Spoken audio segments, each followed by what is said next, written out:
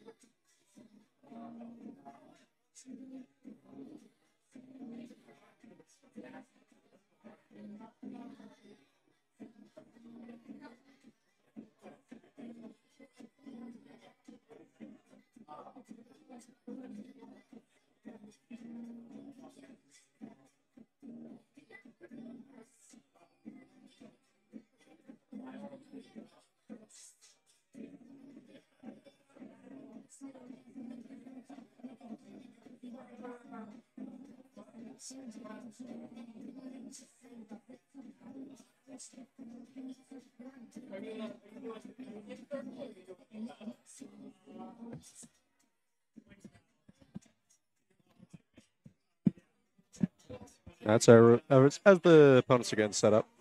I just want to thank everyone for coming out. Again, I'm not super familiar with running VGC doubles and everything like that, but the community has been more than welcoming, so I'm very happy to be involved, be a part of it. So, good turnout, honestly, today for 10 people. Last month we had, I believe, 14, but I know a lot of people are already qualified, so this is kind of the last minute for a lot of our competitors right now. But we do have some team sheets. Let me go grab them so I can see what we're looking at.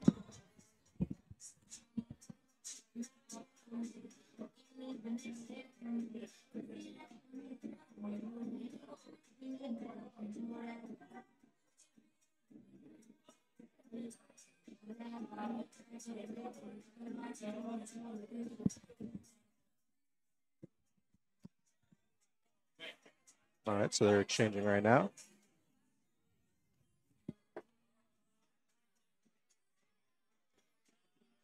They're exchanging right now. Let me actually see if I might do this. I'll do a little tricky trick. It'll look ugly on my end. I don't really care about my end. Let's see. Just so we can get a good view of everyone. We'll put this somewhere over here. We'll figure out where. In the top right corner. So you can get a good view of the venue. We got a good. Put them this way, right? I get a good view of everyone. So we got a good 10 people. Everyone's playing, having a good time. And hopefully it stays that way. Yeah, hopefully better's here. So let me get out their team sheets, see what we're working with today. Just doing team checks earlier, making sure everyone is all Gucci. I know we have some people coming out. We have a person coming out from Philly. And we have a person coming out from various other spots. So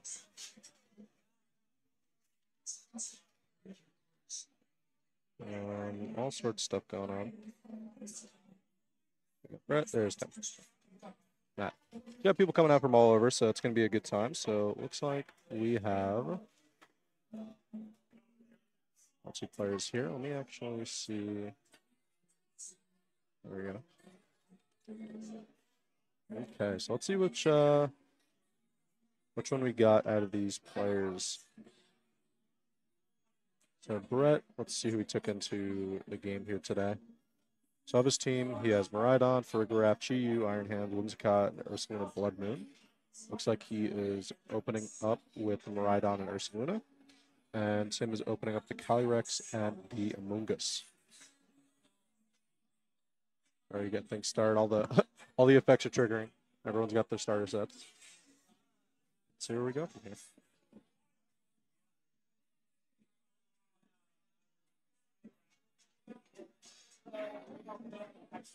One of the biggest things right now with this meta is that there is, honestly, because of just the nature of Terra, because of the nature of everything, there's so much pivoting that goes on. And especially in doubles, because there's so many ways you can just counter things. I mean, you have a lot of setups where you can have people take hits. You can have, just more tanky things out. Again, I mostly will, do smoke on singles, things like that. So I'm not the most familiar with the exact meta here. But I'm very curious to see where both these players go. We'll see how this first turn comes out. So we're already starting with the Terra. Terra from Rhydon. Double down the electric type.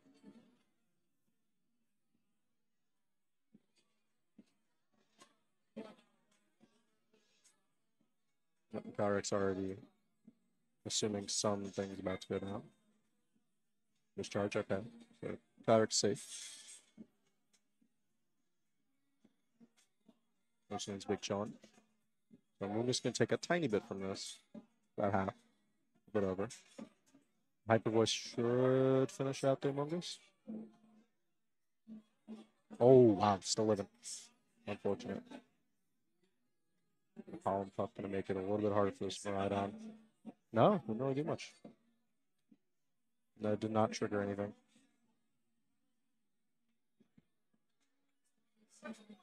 I can probably sack the Among Us, right? We'll see.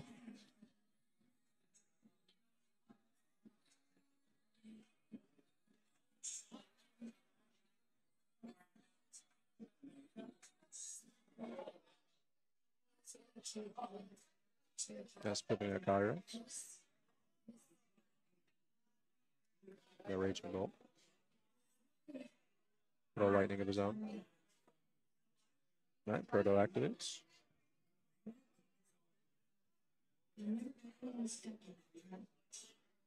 Probably going to finish off the Among Us, yep.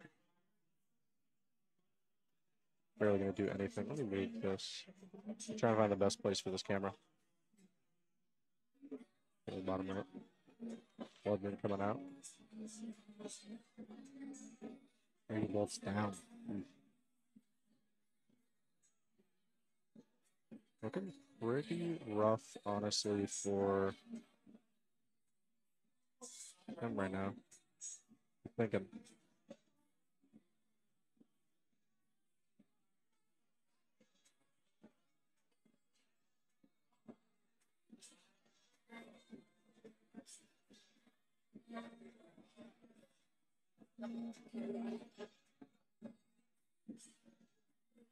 Actually, do this real quick.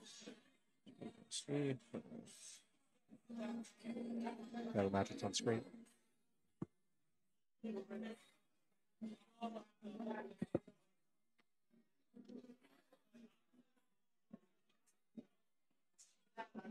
Pivoting.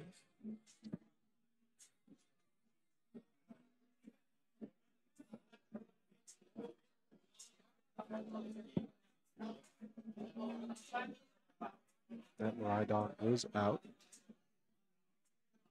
It's Iron Hands.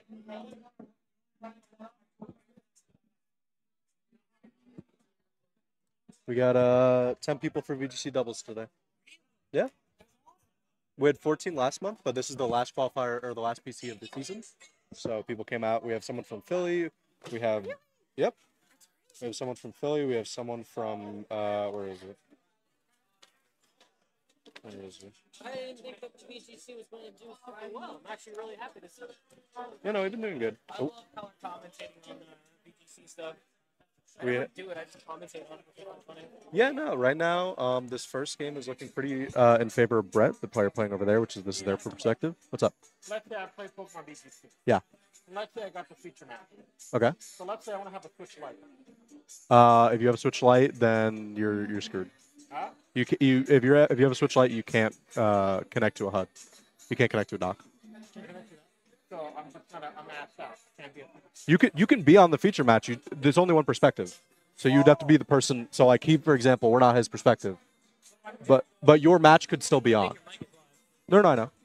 I'm just explaining it. Oh, they can hear you? Yeah, that's fine. Yeah, that's fine. So we got Fergaraf out. Honestly, with Pelipper out, this could still go either way. But here comes Terra, so we'll see who's. This is. I don't know. You want to hop on the? You want to hop on the mic? We got another headset. Yeah, sure. Come. Grab a chair. Grab a chair.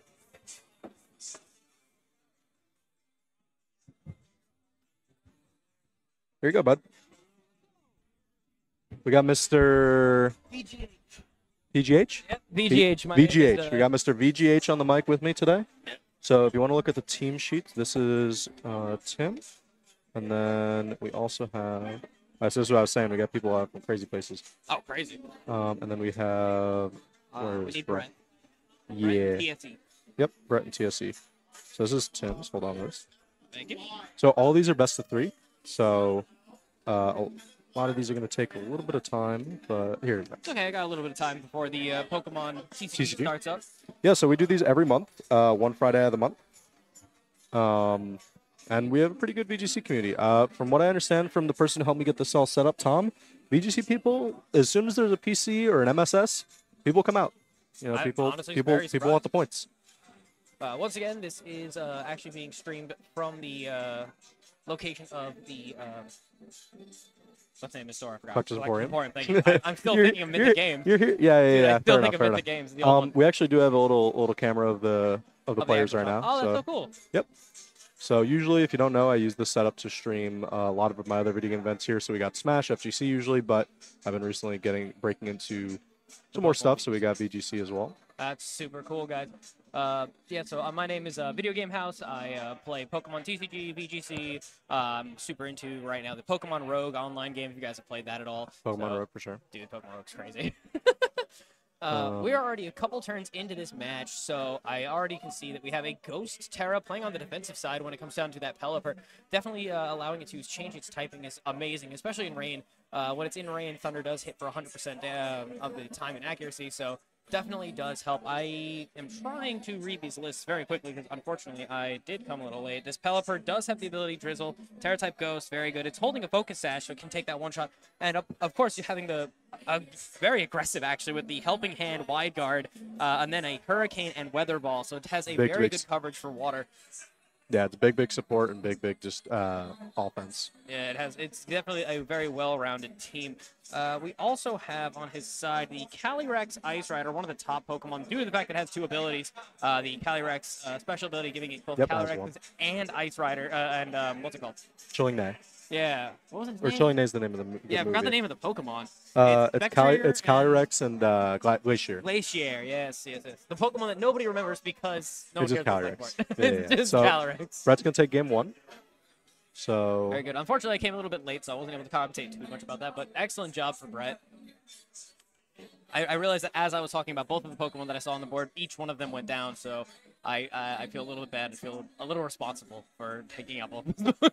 It's all good. So we're going to see how the teams kind of pivot with this next game. So again, we didn't, obviously, it's VGC double rules, so we're only seeing 4 per game. So we're going to see where they're going to try to change things up, see what might make a better matchup in this game. It looks as though the Urshifu on his side is missing the choice scarf it's supposed to be holding. That or he hasn't seen it just yet. Yes, over here they showed the item list in the Oh, maybe it's just because they No. So this is it's I the other realized. person's perspective. I So just realized. so their Yep. items are not going to be shown Yeah, up. yeah, I So yep, this I is noticed. Brett's perspective. Got it. I did team checks earlier, so all the items and things like that are Beautiful. accurate. Yeah, no, we always do team checks because obviously Pokemon's very stringent on making sure that we're not, having anyone use Gen Pokemon or anything like that. So everything here is in fact checked. The items are accurate. It's just that during the screen, Right. Brett can't see what their items are. I realized that, and I unfortunately realized that fact after the fact, and I was like, oh well, now I just look stupid. They only see levels, which are locked to 50, and then gender. Right. Obviously, don't want to make any hasty attempts here. Seeing as seeing the two teams, I probably would say that Pelipper is going to be making a secondary appearance in that second round. Obviously, you guys can see who's coming into the next round for Brett's perspective. TSE most likely bringing in that Pelipper. The Rapid Strike Urshifu, who can definitely tag team off that incredible power with the Rapid Strike attack that it has for the triple critical hits plus rain to do plus 50% damage.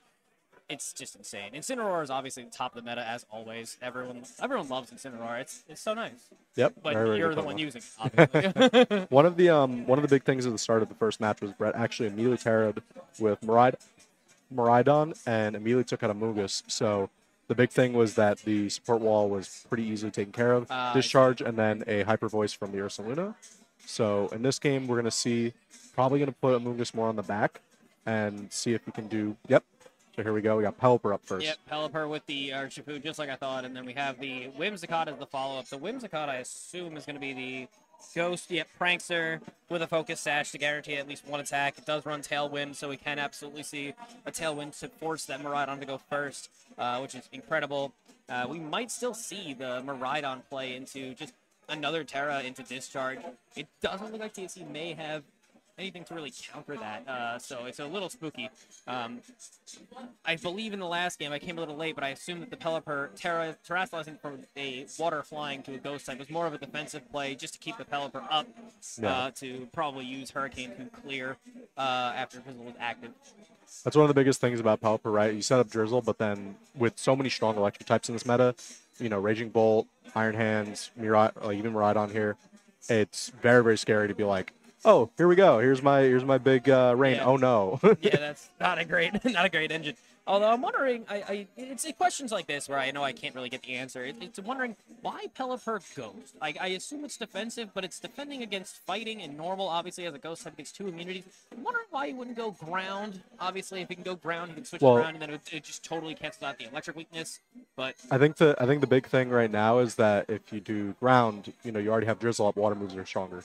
Right. So but you switching don't. to Ghost, the terrestrialization of Ghost, it's like I guess It's a funky one. It's a funky one. So blocks fake out.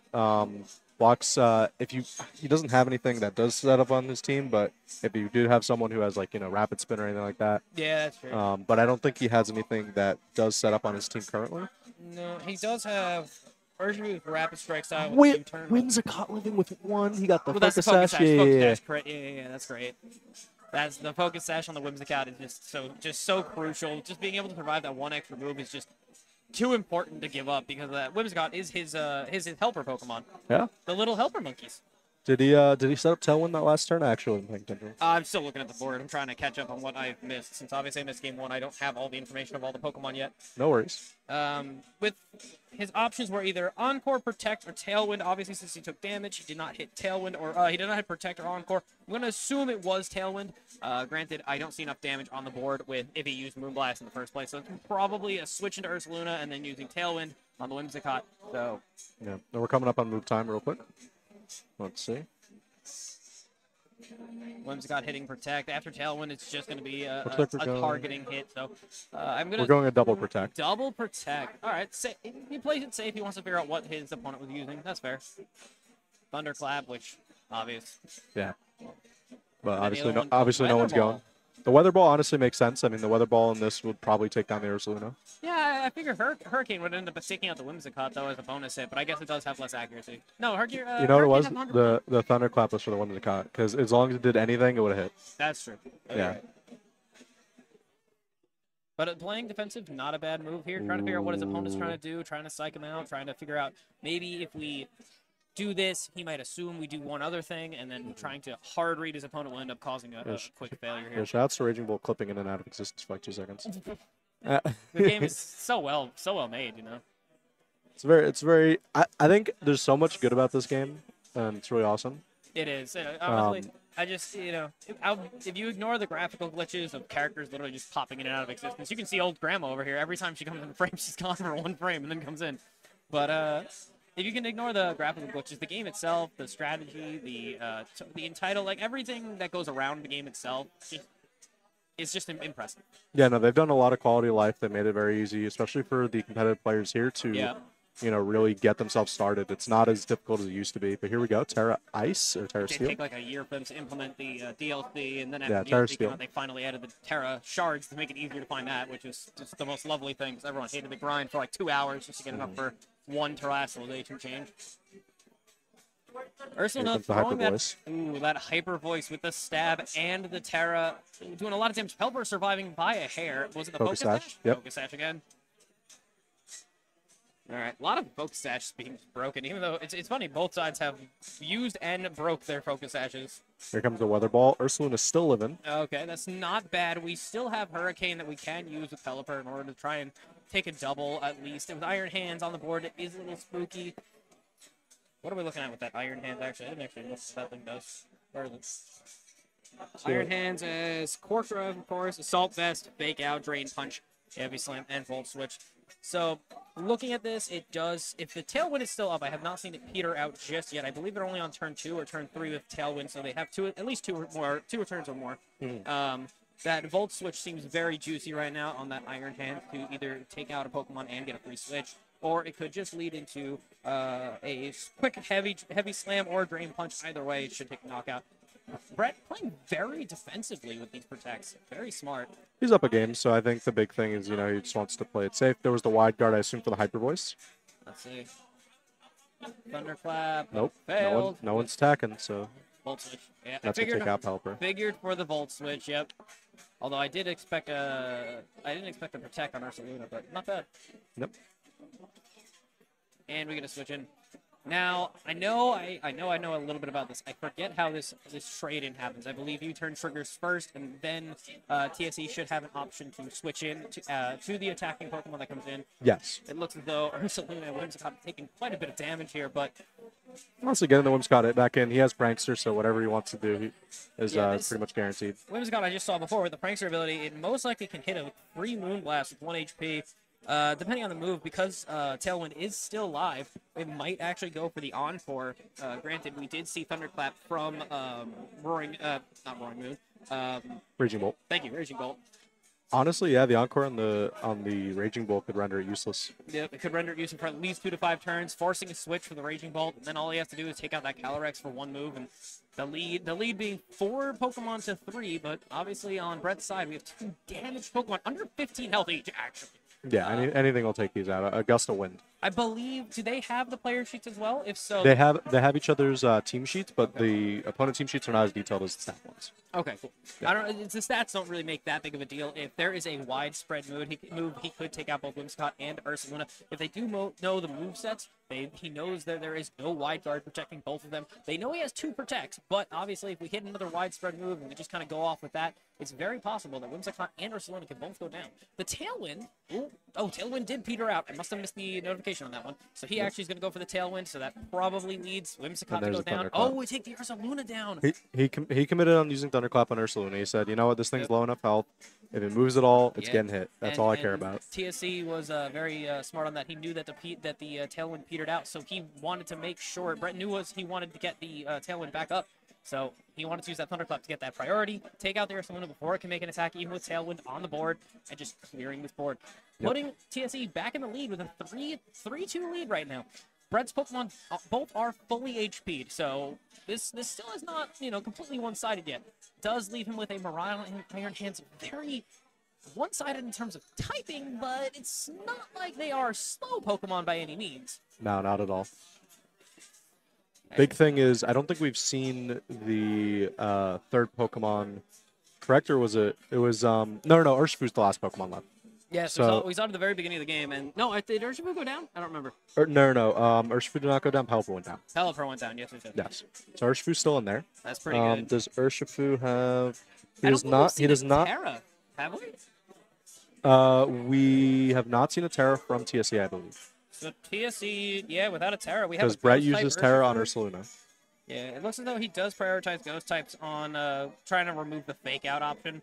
That makes so sense, especially with the Iron Hands out here. Yeah, exactly. If you have that fake out option on the board and he just goes Urshifu or Pelipper into Terra Ghost, it allows them to dodge the fake out and still get their moves off, setting up that Drizzle with Pelipper, or more importantly with Urshifu. If he goes Ghost, we have the Choice Scarf with the Surging Strikes attack. It can go wild.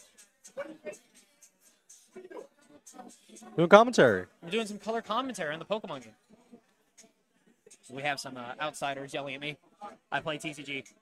They're like, you can't be up here. What's up, boss?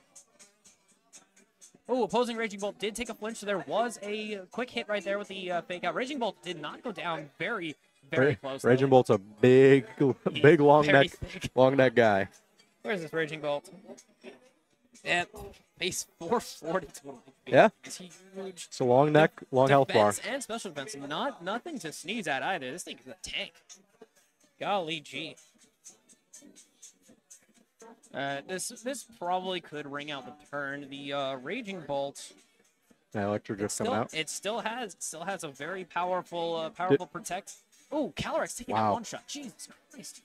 Okay. That was not what I expected. Electro Drift just deleted him. Yeah, I think that was a full HP to nothing too. And here goes Mako Meteor though, and then Miraidon's down, so it's all up to Iron Hands. Well, Iron Hands I don't think has taken any damage, so honestly, this is very one-sided. Oh, and there we go. So it's 1v1. So we got Iron Hands versus Urshifu. But the Urshifu does have Terra Ghost on the board. Yep, so we are able to remove that water type weakness. Unfortunately, we're not getting any bonuses for any of our other attacks. U-turn, coaching, close combat, and surging strikes. It really comes down to will that surging strikes take that knockout on Iron Hands? It's not likely. We do have the choice scarf, but if we can survive a singular hit, this can go either way. You made a mistake. You went for Drain Punch, and that Terra Ghost is happening right now. Oh, did the other one have? So Iron Hands had. No, Iron Hands just went for Drain Punch. Oh, is that what happened? Yeah. Oh, that's not gonna be a good feeling. It was a blunder. So that's gonna be a free surging strikes. This really depends on how much damage we're doing here. It does not look like it's gonna be enough, even with double surging strikes. It does not look like we're getting there. We need 130 damage. Nope. We need 130 damage. This Iron Hands will survive 2 hits. Unfortunately, the Iron Hands is holding the Assault Vest item, so he will be able to use more attack moves rather than just a Choice Band. If it was Choice Band, Choice Specs, then the Iron Hands would be out. But unfortunately, it looks as though the Iron Hands will survive that hit if he goes again. I think the margin of error is very low. I don't think there's going to be that big of a difference in terms of damage. So unless he hit 130 damage that first kick, it's not going to happen. We'll see. It might have like 10 HP left, to be entirely honest. It really comes down to will Iron Hands be able to one-shot the Urshifu back? 3 times. Let's see. If it doesn't take this knockout, we know Urshifu's Heavy slam. faster. No, that's gonna be it. Wow. Urshifu's tanky. Wait, what? Since when? Jesus Christ. Actually, yeah, defense 237. That's actually not bad. That's going to be game 2 to TSE. I see. Doesn't matter. You may think you have it. You got nothing. All right, game 2 to TSE. This is a game 3. Good way to start off the stream. Going into that last round, we're going to see different teams. I honestly believe that TSE's best combo setup really is that Pelipper into either Urshifu or Raging Bolt. It's a great starter, but unfortunately it does make your strategy very linear to your opponent to what most likely is coming out in the next round. We do see a lot of physical attackers though on Brett's team, so it's very possible he could just switch into the what's his name? Why am I thinking Infernape? What's his name? Incineroar. Incineroar, yeah. Yeah, that wonderful, incredible Intimidate Incineroar. Holding the held item of very rare choice, to be honest. I think one of my players is going to report, so I'm going to leave you on the mic for a second. I got you. I have nothing to do for a little while anyway, so I have to wait for them to pick up. So you probably have some time.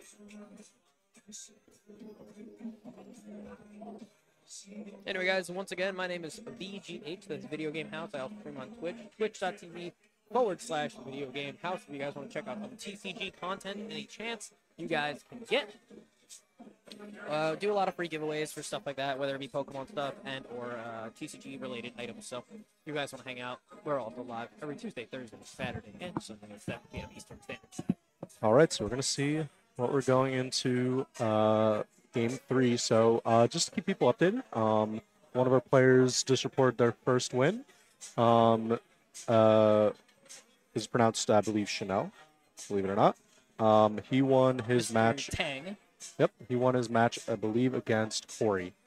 So that's game 1. Our first games of the evening finished. Pretty nice.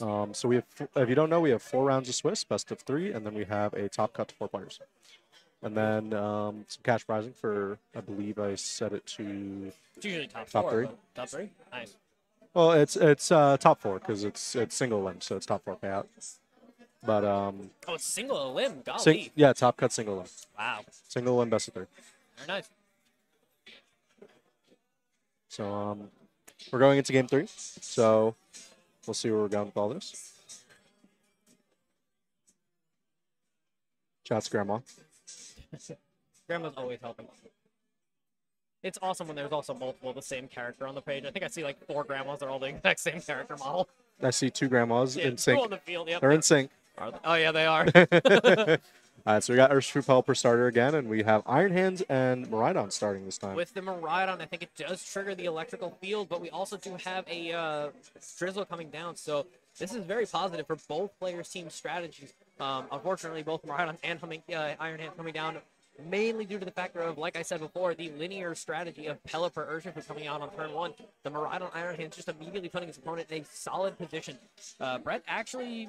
We can see just 2 lightning moves, and honestly, no punish. Honestly, it's pretty surprising with, you know, this is a pretty good, I guess, player matchup. TSC did not come in with any ground types whatsoever.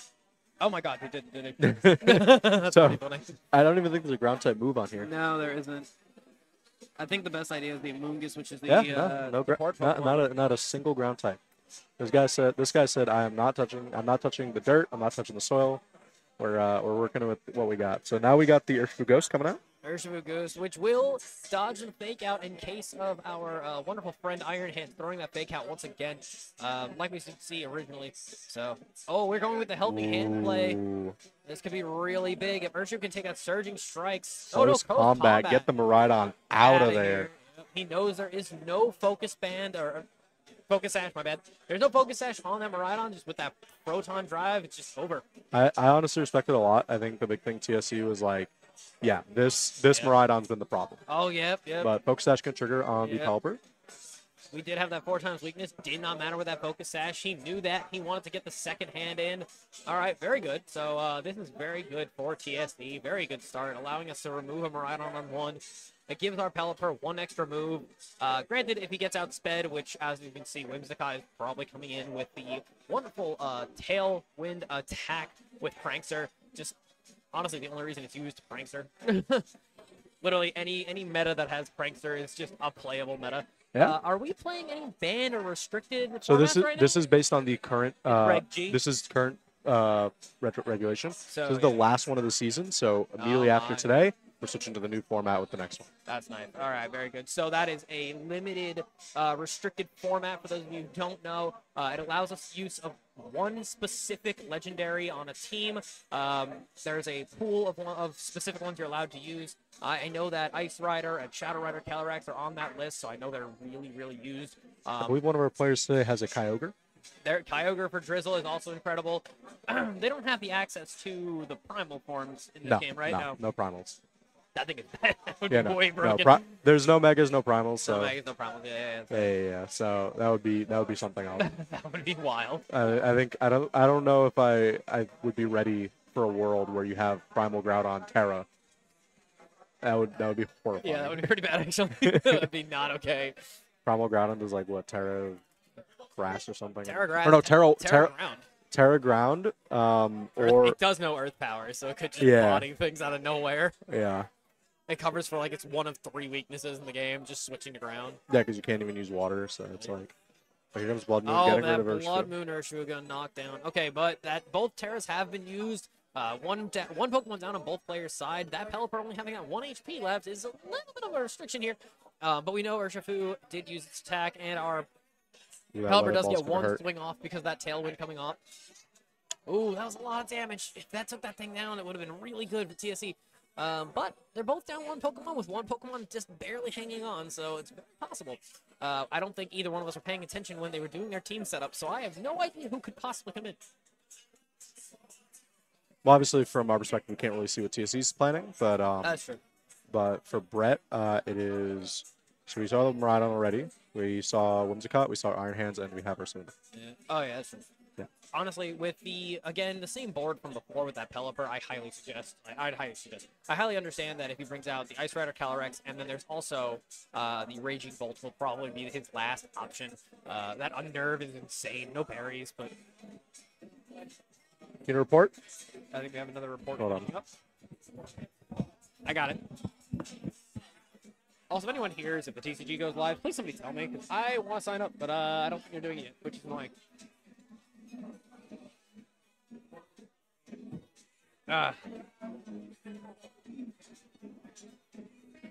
Alright, so where have we left off? So Prankster is active with Whimsicott and the Ursaluna. Ursaluna has a very low amount of HP. I'm assuming the Ice Rider Calyrex came in. Does have Clear Amulet, Glacial Lance, High Horsepower, Trick Room, and Protect. With that wonderful Tailwind up, it's very possible that Trick Room can be thrown. We do see a wide guard coming out of our friend Pelipper there because of the Ursaluna's wide attacks. Ursaluna does go for the Blood Moon, though. It very much so can just clear. Are we going to be losing Calyrex immediately? Ooh, Calyrex No, living that Blood hanging Moon. on. The last time I think he did that, the Calyrex actually fainted from the Blood Moon, but here comes Glacial Lance. Glacial Lance takes out the Ursaluna. Whimsicott living on one because of its wonderful... Oh, that was a crit too. Yikes. The crit wouldn't have mattered realistically. It's just that Focus Sash triggering, which is kind of frustrating. Once again, though, that the Whimsicott, we only have to really worry about that Moon Blast it does hold on to. We are under the Tailwind ability, so if we have no priority moves with TSE's attacks, I believe. So that Whimsicott will get at least one swing on a Moon Blast, potentially. I will say the Pelipper's Focus Sash is down and the Terra's down. So honestly, the fake out on the Pelipper might be the play right now, or fake out on Calyrex. Honestly, I feel like we're going to see fake out on Calyrex, but even more importantly, though, the Whimsicott does have the two Pokemon on board do not have any priority moves. Whimsicott can just go in and take one of these out, and then the fake out with Iron Hands can take out the other one. There's no fear here. Brett can just go in, swing both these down, and it comes down to his last Pokemon, which we have yet to see. Most likely, like I said, Raging Bolt. Probably Raging could be Bolt. anything. I think in the case of I think if Iron was, Hands versus Raging Bolt, it might be a little top 5. well, I'll be calling you up for TCG. I feel like I'm hearing them play for the first round, and if that's true, I missed signups, and that's gonna be really sad. Oh, did you miss signups? I hope not. I would just go up and check right now. Yeah, I'm gonna go. All right. Yeah, go for it. We're all good.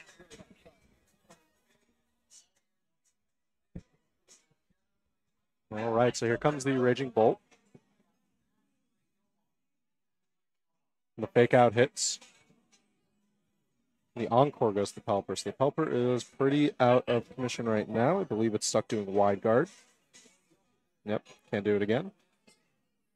But the big thing is now getting rid of this big guy right here. So we'll see what we do. I think the big thing right now is just making sure that the Pelipper is pretty much out of commission. There might be a switch out coming along, but the big thing is making sure that Thunderclap, things like that, are mitigated as best it can. Biggest thing right now is the fear of getting this plan. It's very delicate right now in this last game, so you make sure that our players are playing as carefully as they can. Again, this is the last qualifier of the season, so people are playing, this is the last PC of the season, so people are playing for these points, and they really mean it.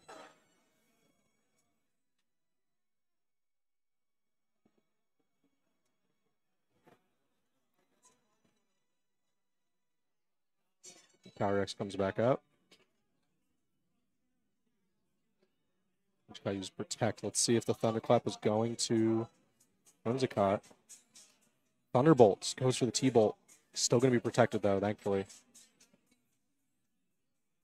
Now let's see the Drain Punch. How much we've taken? Decent chunk. The Rain is now off the table.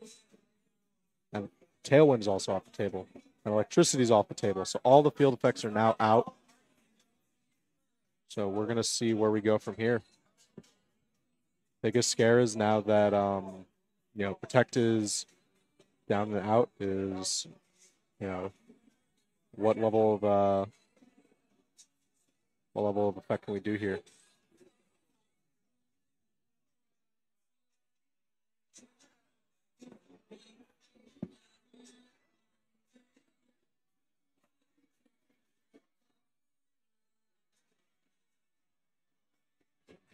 I'm going to report some matches real quick.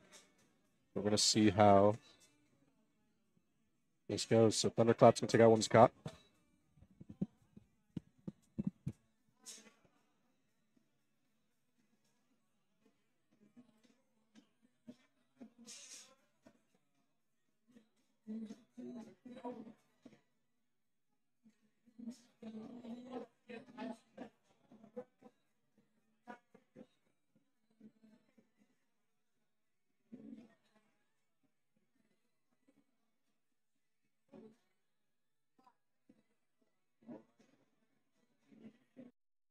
There we go. All right, so let's see. Looking a little scary right now.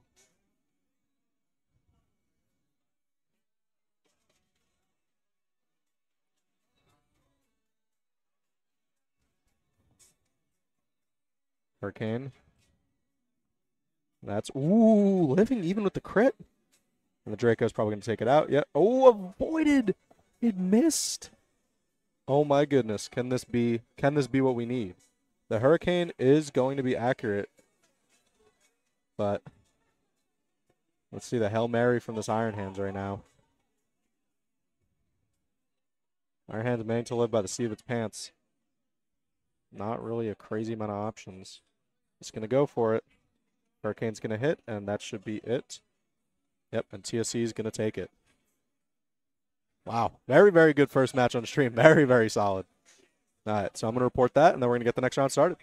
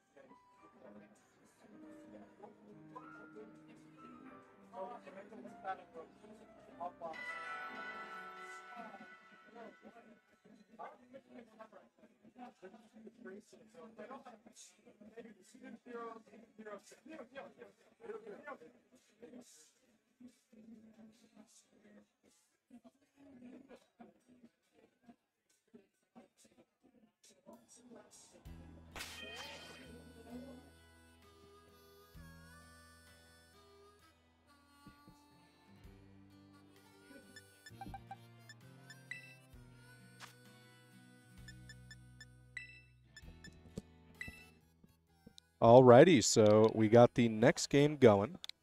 So people are good to start when they are good to start.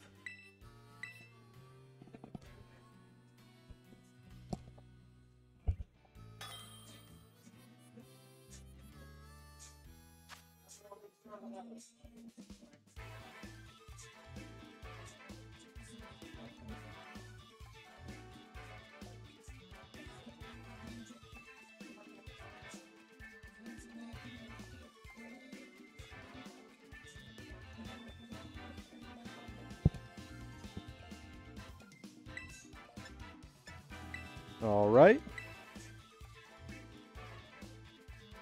All right, so we have Alex and Chanel, also known Matthew and Chanel, also known as the trainer name Alex, and the trainer name 20. I apologize, I do not know what those symbols mean, or at least translate to, but we're going to say Chanel. And we have Alex. So, on Chanel's team, we have a Kyogre, a Fluttermane, a Iron Juglius, a Wo-Chien, an Incineroar, and a Grimmsnarl. And then over on Matthew/Alex's team, we have an Ogerpon, Wellspring, Entity, Calyrex, Shadow, Incineroar, Pelipper, and Urshifu. So looking at everything right now, everything seems to be kosher. We have 10 viewers. Shoutouts to everyone viewing the stream right now. This is, again, our second PC over at Collector's Emporium. If you don't know, my channel is mostly geared toward the fighting community, making sure those kind of events happen and have a good time. That's usually what we do over here in terms of my stream, but I'm also doing VGC doubles, and that'll be once a month through the PC or when we finally get qualified, the MSS and things of the sort with that. So, we're doing pretty good with that. Again, we have 10 viewers. The VOD will be uploaded over to the YouTube. Hey, what's up, Justin? How you doing? So first up, we have the Calyrex Shadow and the Divinity versus the Kyogre and the Iron Juglius. So we're going to see what kind of setup we're looking at right now. Do you have a question, sir? Huh? If you need a power strip, the TV on the very far, go on the TVs on the far end. Every station has like a power strip by it. So if you need an outlet, just use any of them over there. No problem.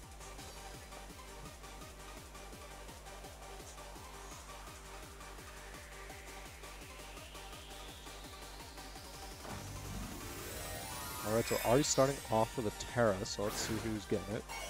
We have the Calyrex Shadow with a Terra, so that should be Terra Psychic. We have the Terra Psychic up.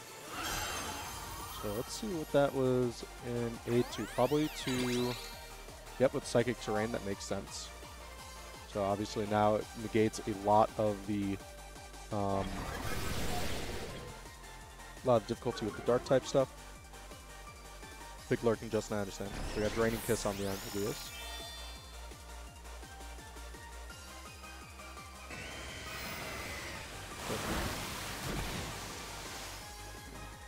Water spout moment.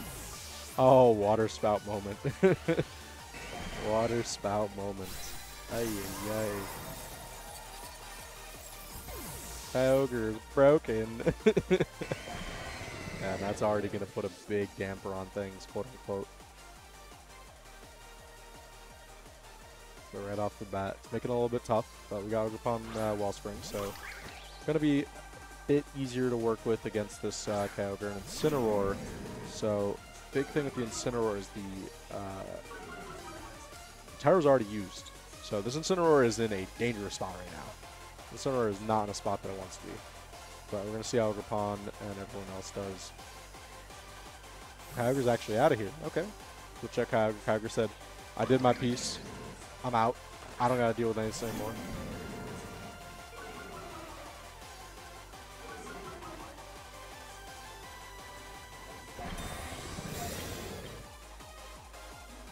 This one's a protect. Ivy Cudgel is going to get blocked. Flare Blitz is going to go straight to another Incineroar. Not very effective. Barely doing anything at all. Barely saw the health bar move. We're going to see.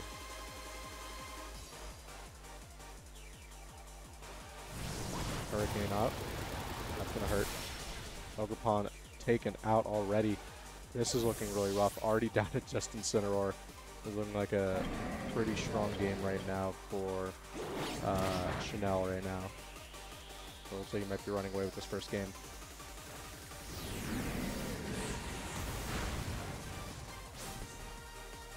Robot's not even taking out Iron Julius. This is a rough one. Obviously, fire attacks in rain, not going to be doing as great. Got the Hurricane there. Almost done. And then the parting shot. Says, nope, now do even less damage. And probably Kyogre coming back in if I had to guess. Just to wrap it up. Yep, there he is. Big man himself. He's still not even going to take out Iron Julius. Very unfortunate game one. And Incineroar going to take damage. Just click something at this point, yeah. That looking like a wrap. That's going to be game one to Chanel. Very, very quick. Very big shift from what we were looking at with the first set of the stream today. Very, very tough. So we're going to see how Alex / Matthew kind of makes a big adjustment in this one. Otherwise, we're going to be looking at a quick 2-0. Time limit. Each looking at where we're at with money.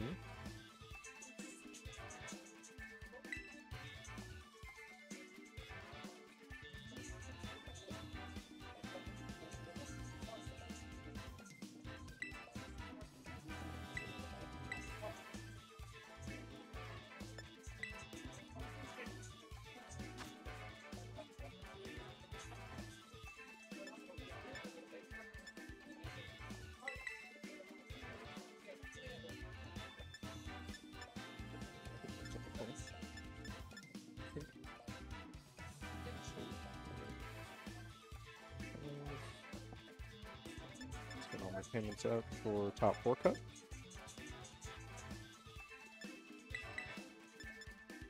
That should be 5 and 5 for let's skip that 4. 5.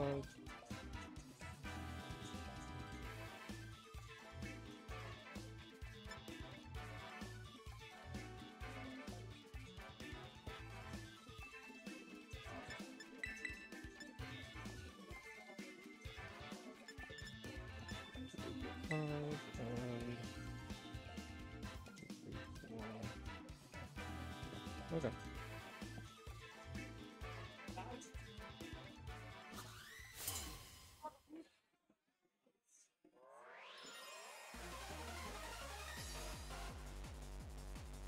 So game 2, going to start with the Incineroar and Grimmsnarl.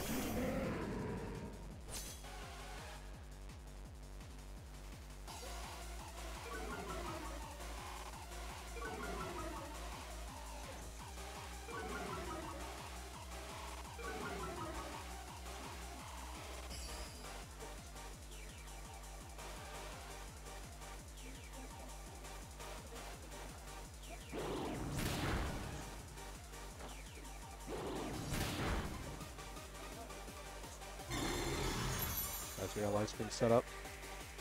So big thing, obviously, if you don't know, Grimmsnarl loves him some light play setup screens. And with Pelipper eating the fake out immediately, Pelipper Focus Sash, I believe, is down, right? So now the big scare comes in where, while Pelipper's now a little bit more open to attack. But here comes Infinity, or Indeedee. How do we say that one wrong? Indeedee, so we got Psychic Surge up. So hopefully that makes things a little bit easier. Thunder Wave gonna come out. This Pelipper is looking beat. Pelipper's looking beat up right now. Parting Shot too. Oh my goodness, he said this Pelipper in particular, don't like him. So there goes the special attack. Making this Pelipper very hard to breathe right now. Granted, it's not the most, looking at this moveset, it's not the most offense-oriented Pelipper. But even then, Tailwind actually will play here. So now, hopefully, Indeedee can prevent any kind of craziness right now. Indeedee coming out. Incineroar coming back in, pivoting back into Incineroar. Intimidate, okay. Getting the Grimmsnarl down a little bit. I believe Grimmsnarl has Spirit Break, right? Usually does, yep. And then Grimmsnarl comes right out. So here comes in Iron Jubileus again. Have to look at the names on the player sheet. Thankfully, Chanel gave us a translation to everything. So should be pretty easy for us to parse. And then here comes Wide Guard, protecting against Water Spout, thankfully. Here we go. Because Water Spout definitely was the very quick deciding factor in the last game. So smart on the Wide Guard. Big thing now is just figuring out how to deal with this this Kyogre right now.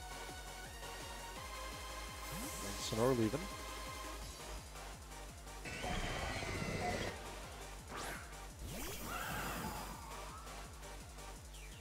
Pirates coming in. Unnerve. And now, Chanel setting up a Tailwind of his own. And then Thunder. Oh no, Pelipper is out of there.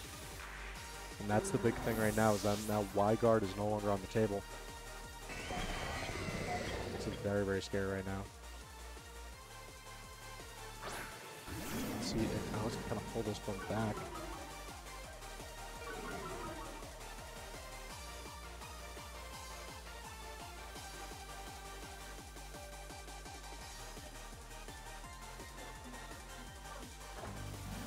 Here comes Terra. Terra Iron Nucleus. Water. Terra Nucleus Water. Terra right back. Let's see.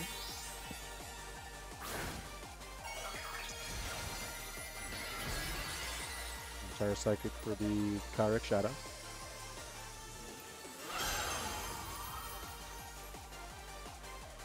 So now we're using Fake Out. Let's see. Oh, he used Fake Out on his own Psychic Terrain. I just realized. He set up his own Psychic Terrain, just used Fake Out. Right, Standing Force. Let's see. Crit on the Kyogre. Definitely going to help. But here comes that Water Spout. Going to do a lot less damage now that he is very low on health, thankfully. So no one's going down from this. We got Kyogre on lower health. I think that's the big thing there. That definitely made the biggest change. The biggest scare definitely was the fact that Kyogre just, you know, full health, insta gives your team.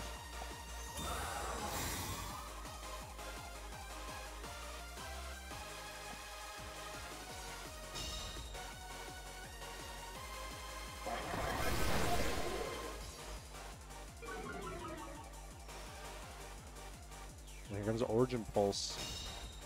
Right, Calyrex blocks it, but Incineroar not so lucky. Let's see.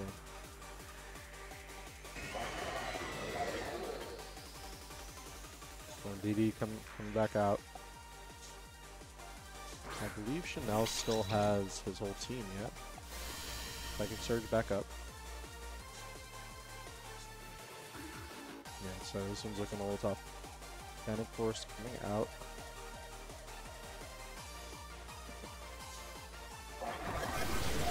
And Snarl dropping Calyrex.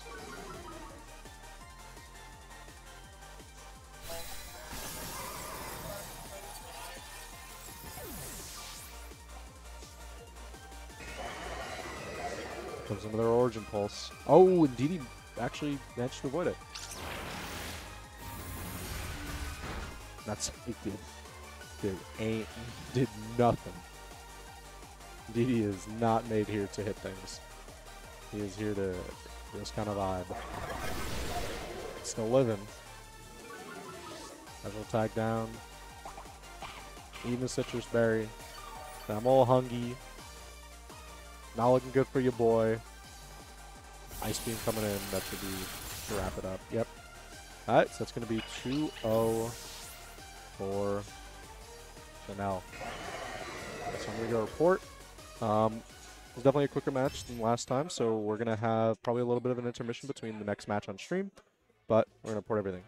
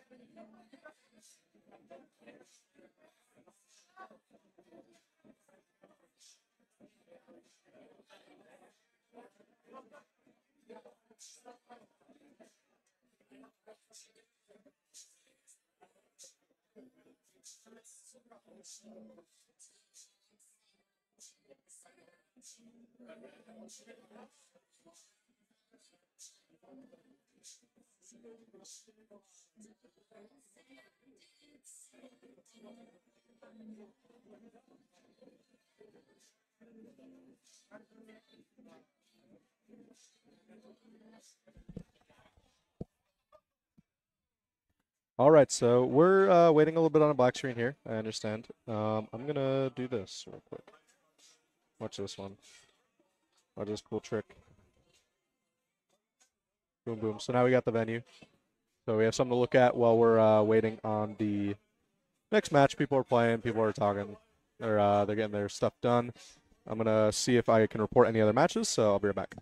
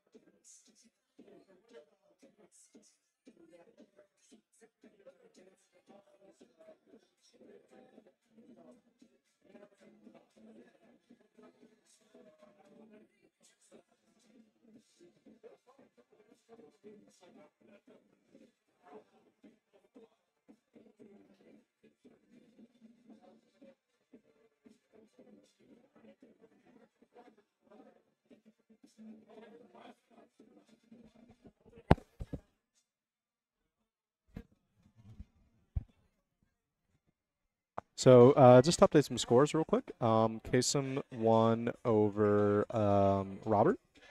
So we're waiting on some matches over here. So right now, currently, Tim and Austin are still playing. I believe, what is it? Rhett and I think that is Andrew are still playing. And then there's one other pairing still playing. I have to actually look. But we're waiting on, some matches. So we're going to take, a little intermission. So sit tight. We're going to have our next matches probably within the next, 10, 20 minutes.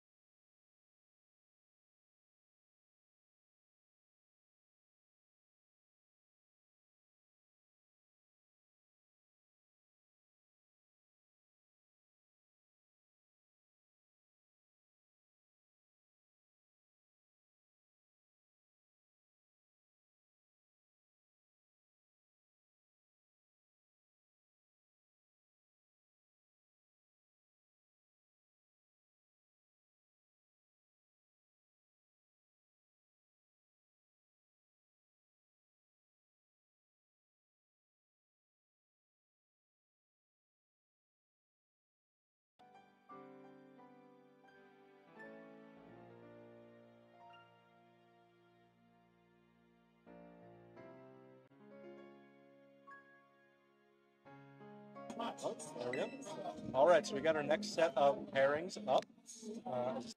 This one. There we go. All right, so we got the next set of pairings up, so we're going to shrink. We're going to Control-Z that. There we go. Look at that. I'm so smart. So now we have Kasem, which his in-game name should be. So we're going to do in-game names. Let's see. Kasem, like K-Sun. And then we have Austin, who is under the name. It's 4 rounds of Swiss and then top cut 4.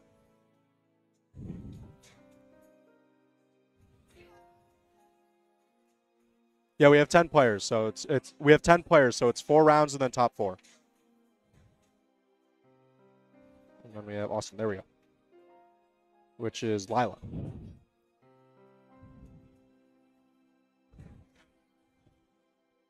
Well, there we go. All right. So the next one is going up. Let's see if I can get VGH back on the mic.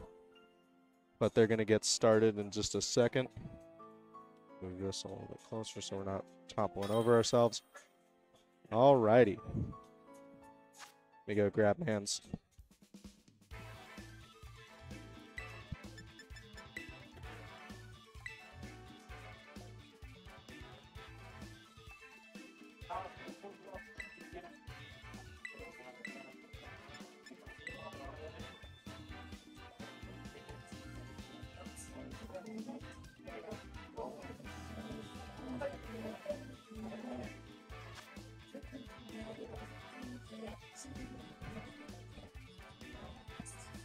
All right, so we're getting Mr. BGH back on the mic.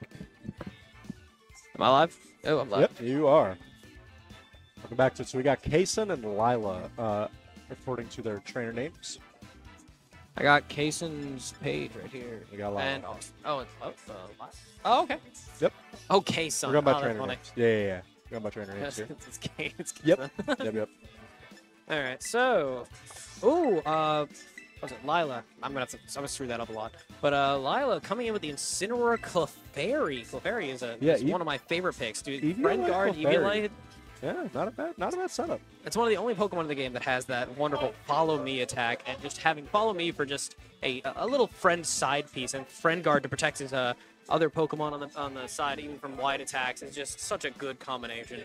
He also does run the Incineroar and Tornadus. Tornadus with that Prankster ability, same with Bleak Wind Storm and Tailwind, 2 incredibly strong moves. Rapid Strike Urshifu, always just basically, if you do not have this Pokemon, you are not playing Pokemon VGC at this point. I will say, last month, we did have quite a lot of Tornadus Eye and Landorus Eye.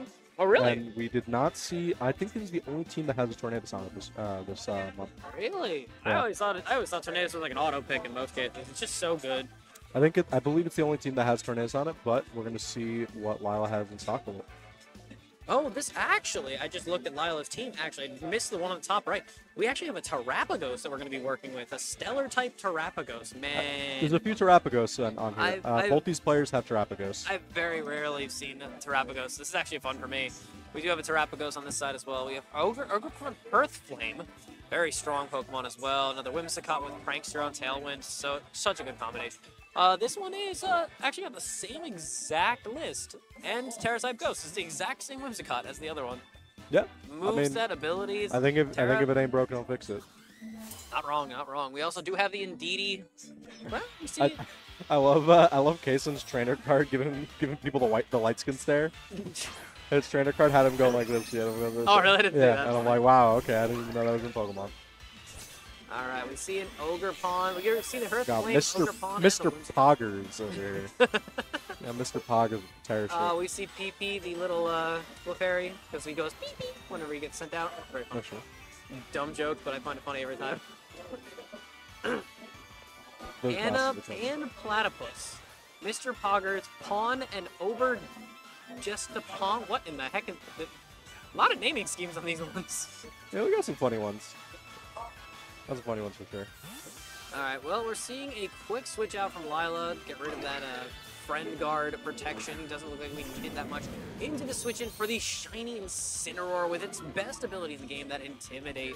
Probably trying to intimidate the Ogerpon, mainly because of its Ivy Cudgel ability attack. Whoa, and Moonblast on one. Okay, yep, there's that Ivy Cudgel. Ooh, Pogger Got the crit. hit the crit, didn't even matter. Oh, he was trying to set up the Speller. He's so calm, but he's not. I don't think he's going to survive the next hit. Nah, he's not fast enough, not enough speed. Can the Incineroar do anything? We have Ghost, Intimidate, Safety Goggles. We do have a Fake Out, so it's potential is he has to try and mark which one is going after the Terrapagos. If he can fake out the one that's going after Terrapagos, could be very good here. We could also just see a Tailwind from Whimsicott. You know, there is quite a few options that our friend Lila has here, along with and Kason as well.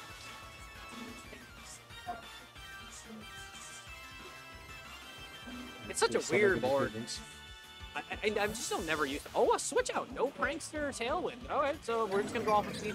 Seeing as Incineroar is a pretty slow Pokemon, I guess we wouldn't make that big deal. Here comes Indeedee. We're setting up the Psychic Surge for the gets rid of the floor fake out. getting weird. Oh, you missed it. You missed the last match. Matthew/Alex had done a Incineroar fake out after he had set up his own Psychic terrain. It was definitely a big blunder. I mean, did it cost him? Yes. Oh, Yeah. unfortunate. But here comes Anaplatypus again. So it looks like we're doing a quick switch back in and out for the Clefairy. It allows us to set up protection for our Stellar Terrapagos, so that way we can use Follow Me on the Clefairy with Friend Guard, does protect Terrapagos even more. So that Calm Mind is really good. That was a very, very good turn for setup for both teams. We're seeing a lot. I see a lot of moves on that side. We see a Spiky Shield. Ooh. Very, very defensive. It is a defensive play, but it's even better is the fact that Mr. Pogger is having almost no health left. That Spiky Shield, if there's a, is there a physical connection that the Terrapagos can do? Terra, Starstorm, and Earth Power, the other two attacks, so no, it's fine. Yeah, I don't think Terrapagos really does any moves that are contact, right? Usually, it's just Terra, Starstorm, or whatever I'll else. say it again. I very rarely get to see that Pokemon on VGC play. I Mostly know a it's special seeing a lot attacker. more, so yeah. That's mostly a special attacker, I'm pretty sure. His stats are weird. Yeah, it's kind of all over the place. It does make sense that it's special attacker because of the Calm Mind, so. Oh well, this one's definitely this is That's choice specs, this is yeah. Kason, so that one's definitely a bit Oh, more, a but- double Terra turn. All right, Terras are both in use. Our Stellar type. What is the thing? I think it's weak to only fighting or something. It's like No, a weird so Stellar is basically multi-scale. Oh yeah. It boosts every move that you use for the first time by 0.33, a third of a percent. Yeah. A third of 33% bonus for each move that you only use once. And then I think weaknesses are removed. I'm not quite sure. Weaknesses are it's basically multi-scale. Think just Dragonite. Fair enough. Yeah. Ivy Ivy Cudgel. Cudgel's still living. Yep. You like putting in work with the Terra Starstorm. Let's see how much we're going to be putting up on this. If we hit that Ivy Cudgel out, that would be so big for this. There he is. There you go. Beautiful. One down. Goodbye. There goes your Terra. Goodbye, Ogerpon. Yeah, Ogerpon's out of it. but Ogerpon Indeedee- is such a good. In the TCG, Ogerpon became such a good card. Every one of its forms had a purpose and all fantastic. That's really funny because Ogerpon's also really good. I know, and that's what I'm saying. Like they made him good in VGC. They're like, let's make him awesome in TCG too. Yeah, all right. And we see another baby turtle with the Terra shift going off. Now we have a bigger turtle. And we've already seen Terra, so we're not going to see another Stellar Terra. What in the name of names is that? I always love the Tortodamiant? Tortodamiant, yeah. So Is that like the name of... Oh, I think I just realized something. Diamond Turtle. More or less Diamond Turtle. Yeah, that's what I'm saying. That's what I'm assuming it is. It's a different language. I just realized these names might be different languages. Yeah, it could be the French name. I actually could. I'm curious now. Yep. All right, back to our game. Poggers. Poggers. I said that. I'm saying the name of the Pokemon. That's Mr. Poggers right there. Mr. Poggers. Yeah, you put respect on his name. He earned that title. That is Mr. Poggers. You know, not wrong. That Terra Starstorm actually clearing out the Ivy Cudgel throwing. Oh, well, there goes our friend guard. Goodbye. Anaplatypus going down. The Clefairy has put in a lot of work with that Follow Me, Protect, along with the just pure setup and switching into Incineroar. Actually, mid-turn, we might see an Incineroar switch. No, we would not see an Incineroar switch here. This actually might be some... What? Not the Turtu Diamant is a custom name. It is just Terapagos in the language. I thought so. Yeah. I just realized I was like halfway through the game and I'm like, oh, these Pokemon names are just another language. All right, so we did get to see. We have Donkey Hoodie the Rabombi. Not Rabombi. Rillaboom. Rillaboom, sorry. Playing Rogue earlier today, and I saw like 37 Rabombis. It's on my head. That's Rillaboom. Shout out to Rabombi. But we got Whimsicott back out. Good switch for that Whimsicott. A fake out. Is it hitting the... What? Nope. Oh, look at that. It's Irish Shell. Distorting type matchup. Bonk. So it makes it Not very effective, but still flinched. So we had a switch in and a flinch. So Kaysen had nothing to do this turn where we had 2 swings, Aerostar Storm, and a fake out, stopping the attack. I think this is a plus what? Plus 3? No, got it's you Combine Combine. drop. I think it was 1 Combine. I think it might have been 2. If it was 2 Combine, it's definitely plus 2, but he already used Aerostar Storm when he was in Stellar mode, so he's not getting the Stellar boost. Yeah. So he's got a plus 2, so it's at least 2 times damage, which is crazy. Surprising that the Whimsicott survived at all. Well, it had Folk Sash. What? Whimsicott was sashed. Oh, that's why it survived. Yeah, yeah. Okay. Does it have 1 HP? I thought it had more than that. I thought It just I think it had, I think something healed it. Oh, Grass Terrain. Oh, grass. That's why. Okay. Yeah. We got Rillaboom out to Grass Keep Terrain. hitting for one thing and not the whole board, man. All right, Terrastar Storm swings back on Poggers, and unfortunately, it's still standing. Pretty good. All right, Protect, still protecting, and let's see this Terrastar Storm. Are we going to get rid of the other turtle? Possibly. And this thing has a +2 right now. It is absurd. Yeah. Goodbye. All right, we have 9 HP with the Grassy Terrain up on that Whimsicott. This is not looking very good for Kaysen. We've already lost 2. I believe Lila has only lost a singular Pokemon at the moment. So it's very, very one-sided. Lila with that +2 Combine is just insane. We can still see a switch in off of that Rillaboom to go get Incineroar for the Intimidate, potentially harming the team's attack force. The Indeedee, what does the Indeedee have in terms of attacks? I don't even know. Indeedee over here has Psyshock, Follow Me, Trick Room, and Helping Hand. All right, so it does have at least one course, one attack with Psyshock. Psyshock, not going to see a lot of good play here. Psyshock, I believe... A lot of defensive, it hits for defensive, right? It hits physical defense, yeah. It hits physical defense, which is actually pretty good. The Terapagos for Lila's is +2 special defense. We're going to get the Helping Hand on the Whimsicott, though, so we're probably going to see the Moonblast. And he has to be going for that Terapagos. Oh, it still stands! This thing? Yeah, because it has 2 Combines. It's got +2 Combine, Helping Hand, only gives a +50% bonus, but when you have ×2 defense, it does not matter. Ooh, that Terrastar Storm clearing the Whimsicott. That might be the end of that round. I just realized my microphone was actually too close to me this whole time. It's all good. That U-turn just clearing with the super. Yep, and that is all she wrote. Pretty good start. Pretty good start for Lila. That Terapagos put in a lot of work. That was a lot of just playing right where it had to come down to. There's the light skin stare. That is really weird. I don't like the glasses. The light skin stare with the glasses. I think that's what's the name of the little guys that are on Dragapult? Dreepy? Yeah, I think it's Drapey Eyes. I don't like the light those skin and the stare. green ones or whatever. I think there's the green ones as well that are like, they look like Pepe Frog glasses. Yeah, I think those are the ones he's wearing. I know you can change the color. Lila has Clefairy glasses on, I know that. I have absolutely never went into trying to get changes on my character. Stuff, yeah. It's not as good as Sword and Shield, that's what I will admit. Some people were just wearing the robes or the like trainer outfits from like the academy. Yeah. But some people like style it up a little bit, you know? I think when I started the game, the very first thing I did was look at my character, look at my stupid bubble shorts, and I went, I hate everything about this. Can I please put some pants on? They got you in the it's a very specific type of because you know this game is set in like Spain, Philippines, like kind of like miscellaneous like Spanish territory, but like Spanish, not like Hispanic. Yeah. So it has a lot of the idiosyncrasies of like the academy lifestyle that is very common. Has to be wearing the same outfit. Very common in that kind of thing, and it's very like here we have academy outfits, but we're not in the UK, so it's not cold, so we need complete shorts. We need the shorts to be formal still, so that they just give you these ugly little outfits. They started the game. The game came out in, I believe it was spring or summer of 2023. Yeah. So they started everyone out in the spring outfit because it does follow the calendar, which depending on when you start your game, it will give you the outfit for that season. So I immediately started the game, and as soon as I got control of the character, I went right into the options, went, please let me put on pants. I was like, I hate everything about my outfit. At least let me put on pants. Yeah. Like God, there is a winter outfit where you get pants. All right, we're gonna go into game 2 here. We're gonna see what we're doing. I Game saw a handshake, so I'm gonna guess I have to report. I'll handle some spectating commentary. Oh, we got a crash. Luckily, it was a crash between games too, though. Yeah, we got a crash. Just go back in it. Yeah, you're good. Luckily, it wasn't a mid-match. That would have been bad. I don't know what to do in terms of this situation. This is a judge call. His game crashed, but it was between matches, so you just want to run it out, run back. Yeah.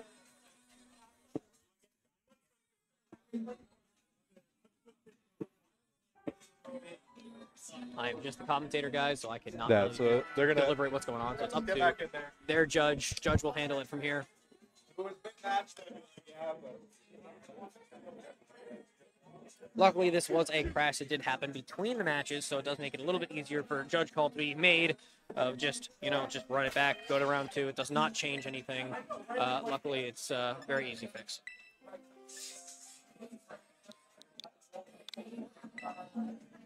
Nice link code, just the number 7. All right, what are we looking at here? Let me just look back at these teams. We have Lila's Incineroar, Terrapagos, Clefairy, and Rillaboom we saw in the first game. Pretty solid team. That Rillaboom does have the ability Grassy Surge to set up that board, along with Wood Hammer and Grassy Glade, U-turn and Fake Out, so that Fake Out is pretty solid. Its Terra typing is a little strange with Fire typing. I assume it's just to counter the fact that Fire is its weakness, so it's able to counter using we're getting back into it. Crashes aside. Luckily, no one saw each other's screen. There was no team outs. There was nothing crazy. So luckily, we were still in the judge connecting it very phase. easily. I was just going over the team for Lila with the last 2 being Tornadus and Urshifu, which you didn't see in the first game. Urshifu Rapid Strike, Water with the Unseen Fist ability. It's held out in Mystic Water to increase those Surging Strike swings, and also having Aqua Jet and its Big Damage, Close Combat are all huge plays. Very aggressive Pokemon as it has been in this entire setup. We have Regidrago, Ogerpon, Earthflame. We have Didi, Whimsicott, and Urshifu along with Terrapagos for Kaysen's team. It looks like we are seeing a similar opening to the first game. Only difference being that Incineroar is in the active this time over the Clefairy with the Friend Guard ability. So we do get the Intimidate going off. Both these Pokemon, well, the Ogerpon takes a bit on the Intimidate. Luckily for Terrapagos, though, it's more of a special attacker, so it doesn't really matter for the Intimidate. Well, now we're starting off turtle to turtle, so we're going to see where we go with this. If anyone's going to even try to set up, I really hope this turn is just going to be Fake Out into just double Calm Mind. Okay, Fake Out. Fake Out. What are we going to do? Ogerpon, so... Yeah, because I was hoping for it. Oh, we just went straight into Terra Star Storm. Terra Shell makes it distorting the match type up, so it does not make as much damage. If this Terrapagos for Lila, we also did find the speed tie. We also now know who's a little bit faster. We hit the Calm Mind. Ooh, it was so close to what I predicted to. So that's pretty solid. Setting up once again with Lila that two Calm Mind with that Terrapagos in game 1, along with the Terra typing, could just smash the whole board. Let's see if we're going to see a repeat for game 2. Yeah, I think the biggest thing Kaysen right now, he can't let Lila get that set up. That Terrapagos, once he was +2, it was over. Yeah, there was not really much to break through on his team. I think on the first turn, he went +1, and then it used Protect, and then it switched out It got the Clefairy out, and then it went for another. Went for another Combine, then Terra. Then Ivy Cudgel on Incineroar. Oh, he predicted Incineroar getting switched. Oh my! All right. Oh, that was big. Yeah. You know what? Honestly, I respect it. I think he was just trying to get the Incineroar out. I'm actually surprised the Incineroar actually put down there. I'm not gonna lie. I thought it had a higher defense than that. I think the little bit of the cudgel just made it. It was just enough. It was big. That's a big one right there. Yeah, that was very good. Very good play. I don't think Lila's Terrapagos is in a good spot to set up, but we're gonna see. I'm not even surprised I didn't see. Oh no, it is. It's in a great spot.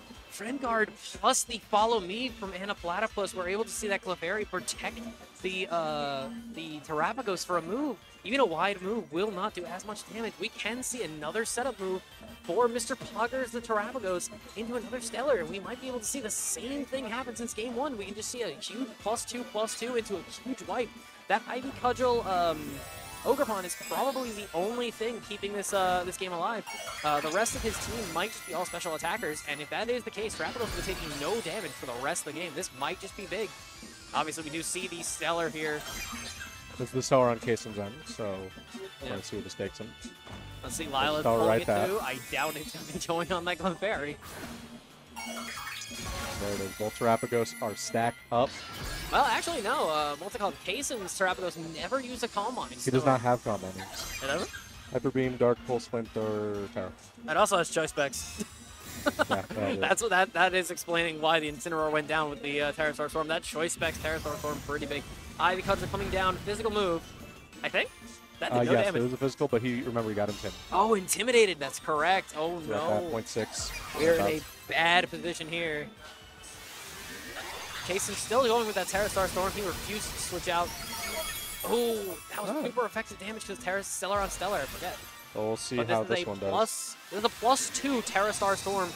It's super effective on obviously Terrapagos, so that's not. It's still Living. standing. Living. I It's think still it's standing. not a bad spot at all. It's very possible we see a Follow Me from Clefairy here to get that Stellar Star Storm to go off, guaranteed. I think the Clefairy has Eviolite as its item and Follow Me, so it most likely survives double hits here. Huge defense stat, huge special defense stat, even with the Eviolite and Friend Guard protecting our Terrapagos friend over here with the +2. It's still in the air. Yeah, it's anyone's game, I'd say. I think the big thing is getting this turtle off the screen. Yes, absolutely. That Terrapagos is putting up a lot of pressure on Lila's side. Kaysen needs to get rid of this thing as quickly as possible. A Protect comes down. Well, he knows that the Terrapagos is Choice Spec, so we know it's going to protect from the Terrastar Storm. Okay, great. We see a crit. Huge. Terrastar Storm does come out. It's going to guarantee it's most likely dropping this Clefairy. There's no way this Clefairy survives this, right? This is the strongest Clefairy that's ever lived. Let's see. And it does go down. Even So the strongest Clefairy. that thing could have been buffed. Nah, it was a Calm Mind. It's a Calm Mind choice band. Wait a minute. How did it didn't Calm Mind, did it? No. The choice specs are on Kaysen's Terrapagos. Yeah, Yeah. Kaysen is the one that swung. Did it? Oh no, I'm sorry. No. I'm sorry. I keep forgetting. My bad. That's my fault. Lila's Terrapagos has Had clear choice- ambulance. Yeah, you're right. My bad. I keep thinking they're the same one. They're not the same one. They're close to the same one. Not the same. Hi, Shout out to Grandma. You guys can hear the music in the background. We got some nice music for Grandma to dance out to. Hopefully they can't hear this. I don't want to get this copyright strike. I don't think they can. The mixer and everything usually drowns out stuff like that. Oh, good. Yeah. But we're doing pretty good. It's looking good for Kaysen right now. The Clefairy's out. Lyle Boom is chilling. Grassy terrain, even though it's not the worst thing, the best thing in the world, I think the big thing right now Did is that it gets Terrapagos just pull up Protect twice? Yep, double protect. Dang. Into Grassy Glide, getting rid of his. Oh. All right, he set that up so that way even if that failed, then he would have been able to protect out the Terrapagos. He definitely went for it all with the double protect, but I respect the double protect a lot. Yeah. Well, it's only a 50% chance Power it whip, works. he on went for the second try. Terrapagos. Yeah. Oh boy. Ooh, gambling. Let's go gambling. Aw, dang it. That Aw, would- dang it. I think he went. I have game 1, so we could push this to a game 3 if this fails. So Yeah, definitely, that was huge. That was really big. I very much respect it. I see scores I got to report, so I'll be right back. I'll be right here. Looks like we're going to see an Urshifu switch. Or. Oh. Both Urshifu and Drago, I believe, both are physical attackers, so we might see some good plays here. The Regidrago, very high HP, very strong, and it's more of a special attacker. So that actually is pretty bad against the double boosted Stellar over there with the up special defense. Very strong, though. We did see the Urshifu come down. It's choice start, so we're probably going to see surging strikes to try and get off that attack. He can still switch out, so the Urshifu can go into something different, such as Aqua Jet. Very high physical attacker. So if the best case scenario for Lila would be to try and drop this physical attacking Urshifu as quickly as possible. Let's see if this survives. Super effective. Doesn't look good, but I haven't seen its health bar. Oh, there it is. Yep, nope, we have lost our double boosted. I think it's all coming down to Rillaboom right now. I think that was the 3rd KO. So it looks like the Rillaboom is going to have to try and clean this up. Doesn't look very solid in the board state. We do see a Power Whip, not going to do that much damage. I think they just doubled up on the Terrapagos to make sure it goes down. U-turn, U-turn, which still doesn't living. take a knockout. Ooh, that grassy field just accepting some value. It's looking real good for Kaysen right Ivy Cudgel, close combat. We're just going all in. We can take one knockout here. Oh! Did not expect that. Didn't expect to actually switch options for that Urshifu, especially because it was fire. The Ivy Cudgel was fire. Really, switch up. That should be Yeah. it for Kaysen. I guess, is Rillaboom just a grass type? Roboon's just grass. It seems a little strange that he would switch it up then. The Ivy Cudgel was definitely fire. I wonder why he went for that. I think he just was like, maybe if I love the cudgel, just get rid of the Yeah. get rid of the Urshifu, because the Urshifu I think was more threatening and just had more health. Well, the Urshifu has a choice scarf and it used close combat, so it was forced into close combat for the second turn after its attack and defense stat was already lowered. So I figured he was going to go after the Ogerpon for the knockout, but Yeah, maybe. you know, sometimes you gamble, sometimes you win, sometimes you lose. Yeah, the double protect was definitely a really funny gamble. That was good. Hey, I thought that was going to clear him the game, but he didn't know what his background Pokemon were, and he luckily, Kaysen still had a background physical attacker. That Urshifu was just able to cover the weakness of the double the Terrapagos with the double +2 special defense. Just didn't matter. Going into game 3, let's see if anything has actually changed here. This is not as cut and dry as the first game we saw on stream with Pelipper and the Pelipper Drizzle team. Very cut dry, so this could just lead to a similar opening with the Clefairy along with a Incineroar possibly for the lowering Intimidate. We actually haven't seen the Tornadoes, I'm surprised. Yeah, you're right, actually. Well, it's you're either taking Clefairy or Tornadoes. You're not really taking both because they both are running protection moves and support, so you really only need one. Yeah, honestly, I just feel like the flying sport might be pretty good for Urshifu when it's caught, even over. Yeah, actually 100%. Does the Tornadus is a prankster with Covert Cloak as a Bleak item. Storm still. Bleakwood. It's got Tailwind, Bleakwood. It also has Rain Dance it can set up to guarantee that Bleakwood hits. Yeah. So, Just a quick update on some other things. I believe Andrew won, Corey won, and Brett won. We're still waiting on Tim and Chanel, but we're almost done with round 3 here. So this is game 3 over here. I'm assuming it's probably game 3 over for Tim and Chanel. Those are two of our undefeateds right now, playing it out. So we're gonna see how things go from there. we just gotta believe.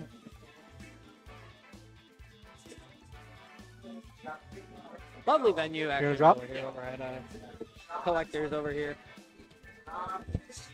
Our other caster is going to go take care of the judging part of it. I am just a side character for today, so I most likely will be coming into these streams a little bit. Hopefully you guys are enjoying my wonderful commentary to tell you guys, keeping you guys up to date with what's going on the screen. Otherwise, though, we are starting our game 3 all right, so we do see the Intimidate once again, along with both Terrapagos on the board. That Urshifu, though, puts a lot of threatening moves on that Incineroar.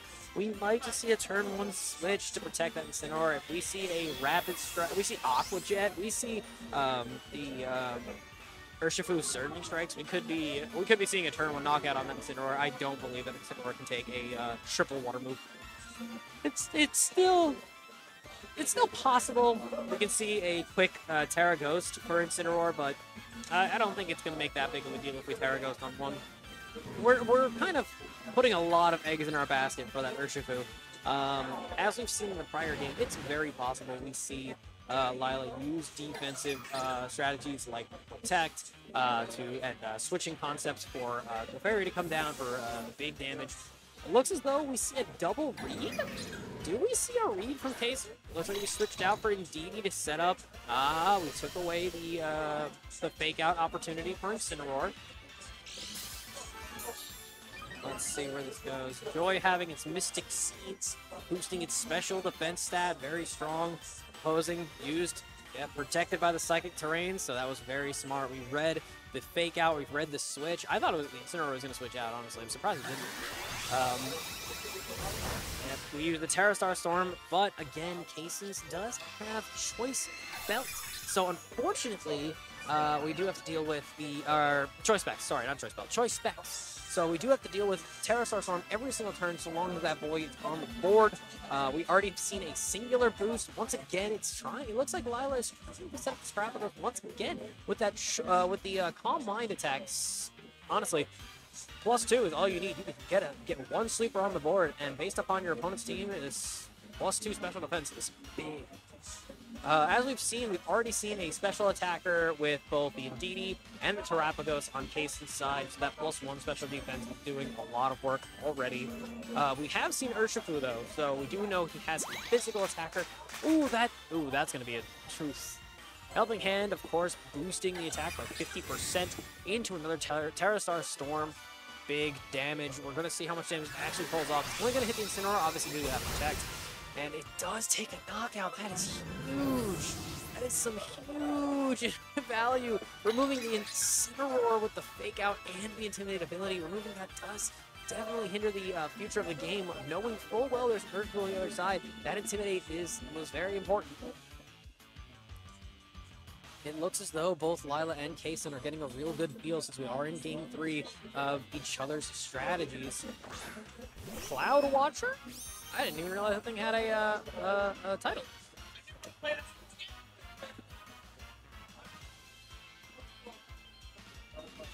Alright, so we're going to see where this goes. Everything on the board is at a very solid amount of health. Mr. Poggers, I believe, is only at a +1. And it looks as though we are getting a Terra. Our turtle goes Terraform and meet the giant crystal turtle on top of the crystal turtle, on top of the other crystal turtle. Terraform 0, we now have Kaysen with its Terra typing.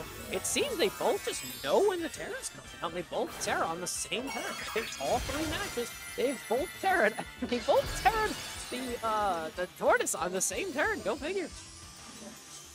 It's like reusing frames in an anime. Helping Hand, but bigger. Terrastar Storm, very big. Let's see how this goes, though. It's gonna be pretty. Choice Specs doing that big damage. Nothing goes down. That's really big. And this Terrastar Storm that's boosted does take that knockout. We can see an entire turnaround. Even the damage being that high, is pretty frail. Alright, nothing goes down. Did we do a healing move? That life do so big. Problem, let's see how much it's actually healing for. It's not going to be enough. I think if we see another play like that, we could just see the end of both Clefairy and Terapagos. Obviously, with that, there is no speed tie. The Terapagos on Kaysen's side is just swinging. It's just built different. Terapagos, very high speed, 186. The other Terapagos is a 164. So yeah, there's a 20 different speed. Without a speed bonus, the Kaysen speed is just going to outspeed Lilac every time. Terrastar Storm, here it goes. We see it protect. And we're probably losing Clefairy here. I think he chose to sack the Clefairy for the safe switch. This way we're able to get in that new Pokemon. We're going to see our 4th Pokemon because we did lose Incineroar earlier.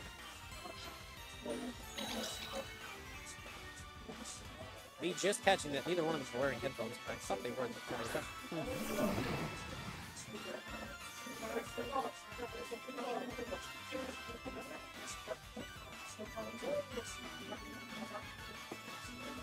Locking in some very good moves. We have the Tornadus. Tornadus lovingly has that Prankster ability. Just the overdraft of, what's it called? Prankster plus the Tailwind is such a good combination.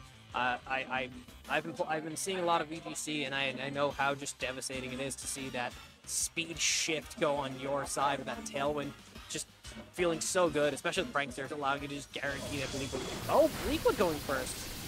No Prankster. We went for it to see if we can get that knockout on the Indeedee. That's pretty good. Although I still feel as though... that's not what I expected to actually happen at all. Weird. I thought we were going to see Tailwind to boost the speed and Terrastar Storm clearing them both, but... I mean, hey, whatever works. That Bleakwind was actually kind of a gamble, because if that Bleakwind took a miss, which I think it has 80 accuracy, if that Bleakwind missed, it could have been a real problem. Lila's playstyle seems to be a little bit more gambly, but I like it. I am a huge gambler myself, so I totally see these plays as a win every time.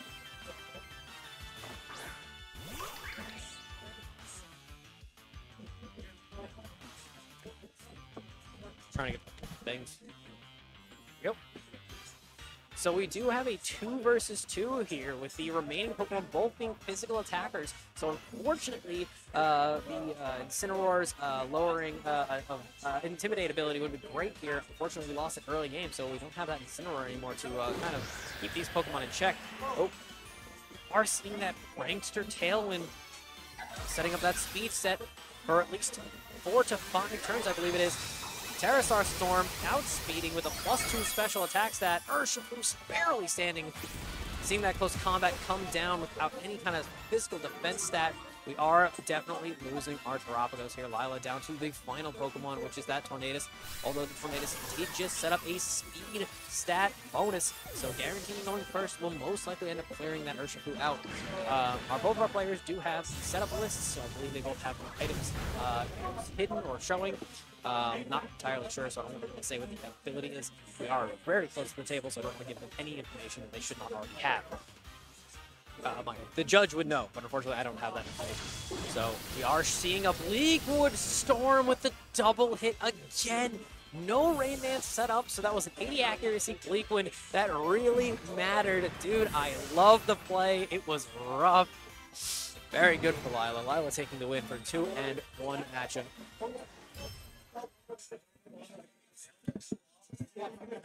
Wait, which one are you? Are you Lila? Are you Lila? Oh, it's a reverse dot here. I thought you were Lila the whole game. Not gonna lie. Luckily, I wasn't pointing out who's doing what.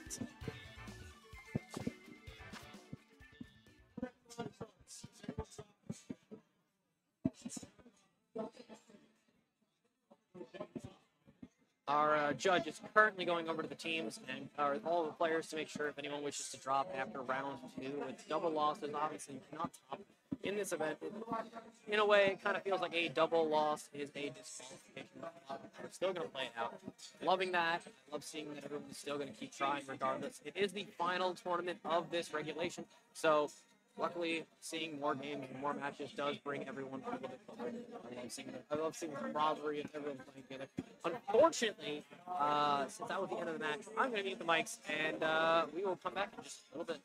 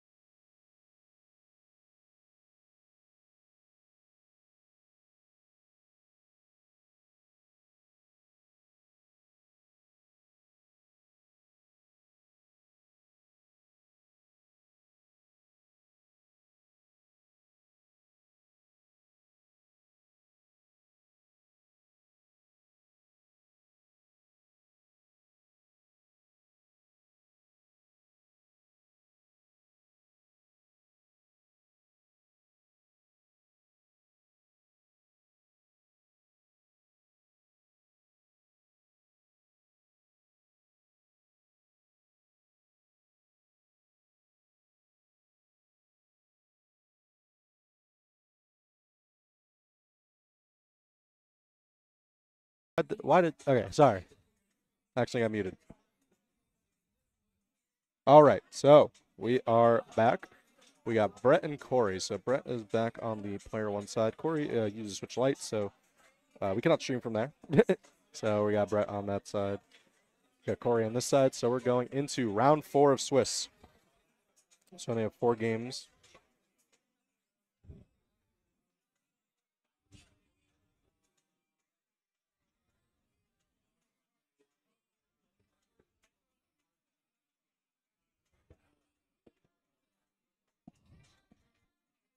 All right.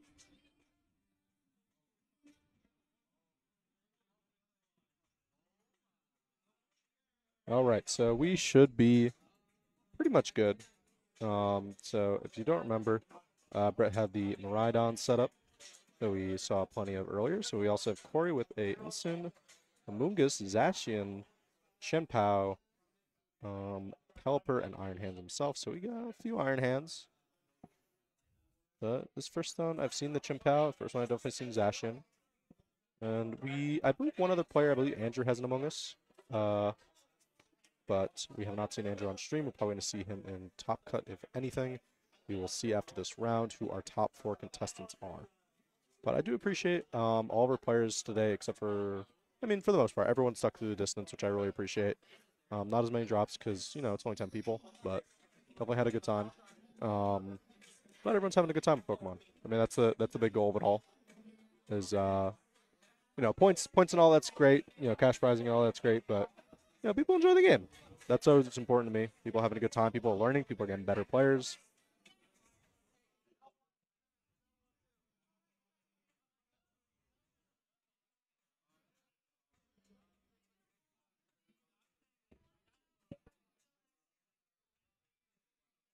But we are getting it underway.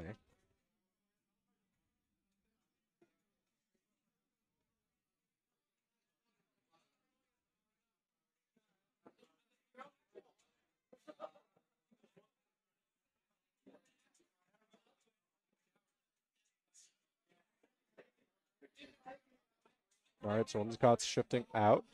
Champel looking very scary for Whimsicott. So we'll see. Farigiraf. Little Farigiraf. I love this Pokemon. Such a cutie. Kind of weird that it doesn't have a tail. I know the tail is like the hoodie. Because on Girafarig, the tail is the evil head. But it's very funky. Ooh, and that Ice Spinner gonna take out Maridon immediately. Electricity's immediately gone.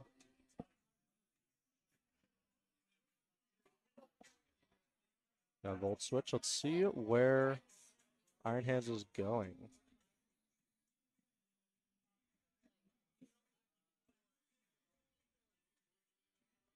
We have Zacian coming out. Shiny Zacian. Good old event Pokemon. Intrepid Sword.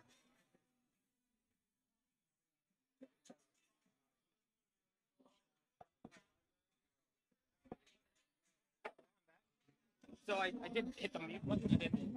Yeah. So if you want to know, these 2 buttons are the mutes for the actual individual mics. Oh, that's cute. So with the light is orange, and that means muted. We got fancy equipment. Yeah, I was gonna say he's got the fancy equipment. I got a Stream Deck. I hit a button and then everything breaks, and I cry about it for like 20 minutes. Yeah, no, analog mixer, baby. We love analog. Must be nice.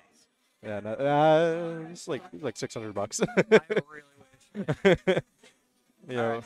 but So where are we right now? We got. so this Corey is game and 1. Brett. So we had a Brett's Maridon eat an Ice Spinner from that Chenpao. Seriously? Yeah. Dang. So Maridon is currently out. Right Oh, now. they even ate like it survived. No, no, I no, was no. like, That thing is in the ground. Yeah, I was gonna say 6 feet. I think it's in the ground. But right now we have Farigiraf, Whimsicott. I believe Iron Hand was out earlier for Corey. Corey tagged the Iron Hands out with a Volt Switch on the Farigiraf. And we are vibing into the next one. All right. It's very nice to see both Chen Pao and Zacian on the board. Zacian, one of my favorite of all of them, with the Intrepid Sword just being so big. Let's see what we got over here. Whimsicott, Blood Moon, Maridon, Ferrer. This is the wrong side. Yeah, exactly. It's like, wait. There you go. All right, so let's see. I also did find out in last game. I was like, oh wait, who won this? Because one of them was on one side, and I realized that Corey is on that side, and Brett is on Yes, that side. Corey's on the right side. So obviously from our perspective, it's a bit funky. So if you look at the camera, you yeah, actually the on mirror the image. camera it's mirrored. So on the camera, he's on the right side, and You also can right-click on that and just flip the camera if you need to. By the way. no, I'm aware. Okay, just make It's like that intentionally. So again, Corey is the player 2, so that's why he's on the right side. Who I'm realizing is not even in the shot, but that's okay. Oh, no, Corey's in the shot. It's Brett's that's on the shot. Oh yeah, sorry. That's Um, it's on my stream. it's more or less just a shot of the people playing. Like it's not really meant to for be. Ragnar and Whimsicott surviving on 2 and 1 HP respectively is absurd based upon the Chen Pao and the Yo, what's Zation 9 being plus on 10? the board. That's crazy. Did you just say what's 9 plus 10? What's 9 plus 10? 21. 21. Oh, I see what you meant. Ah, you're funny. But yeah, looking a bit tough for Brett right now. Honestly, Corey This- came in oh, the- swinging with this game. The Zation actually has a title of Hero of Many Battles. Very good. Intrepid Sword with ability. Rusted Sword as the held item so it can get its better form. Sword Stance, Ironhead, Player Up, Protect. Very The well Moonblast rounded. with sashed Chen Pao. Yikes. Survival with that Focus Sash. And the You 1 know HP. he got that thing on him. Man, we got 1 HP on the board, 1 HP on the board, and 2 HP on the board. Sacred Sword, obviously taking that knockout. Doesn't matter. You can use anything. Blow on it, it'll fall over. All right, what are we looking at? I always forget. This thing has a weird ability. Where is it? The Farigiraf with the Armor Tail ability. I believe it stops priority moves? I forget. Something like that. But here comes Big Bear. Oh, it's Pooh. Welcome Winnie the Pooh to the board in a love ball. Just saw that. Ursa Luna, big. Was that a help? Was that a helping hand that thrown up? It is. Oh boy. This Ursa Luna. That's I think gonna I'll hurt. do some big, Tailwind is still active too. big. Oh, it's got Tailwind up. Oh Yeah. my goodness. And do the players know the held items or no? I don't believe held items are on their player Their sheets. player sheets. Okay, so I don't I want to believe it's just the moves. They are very close, so I don't really want to tell anything out loud that they shouldn't already know. So it's just the move set. Oh boy, Helping Hand plus Ursa Luna with that Terra that's still active.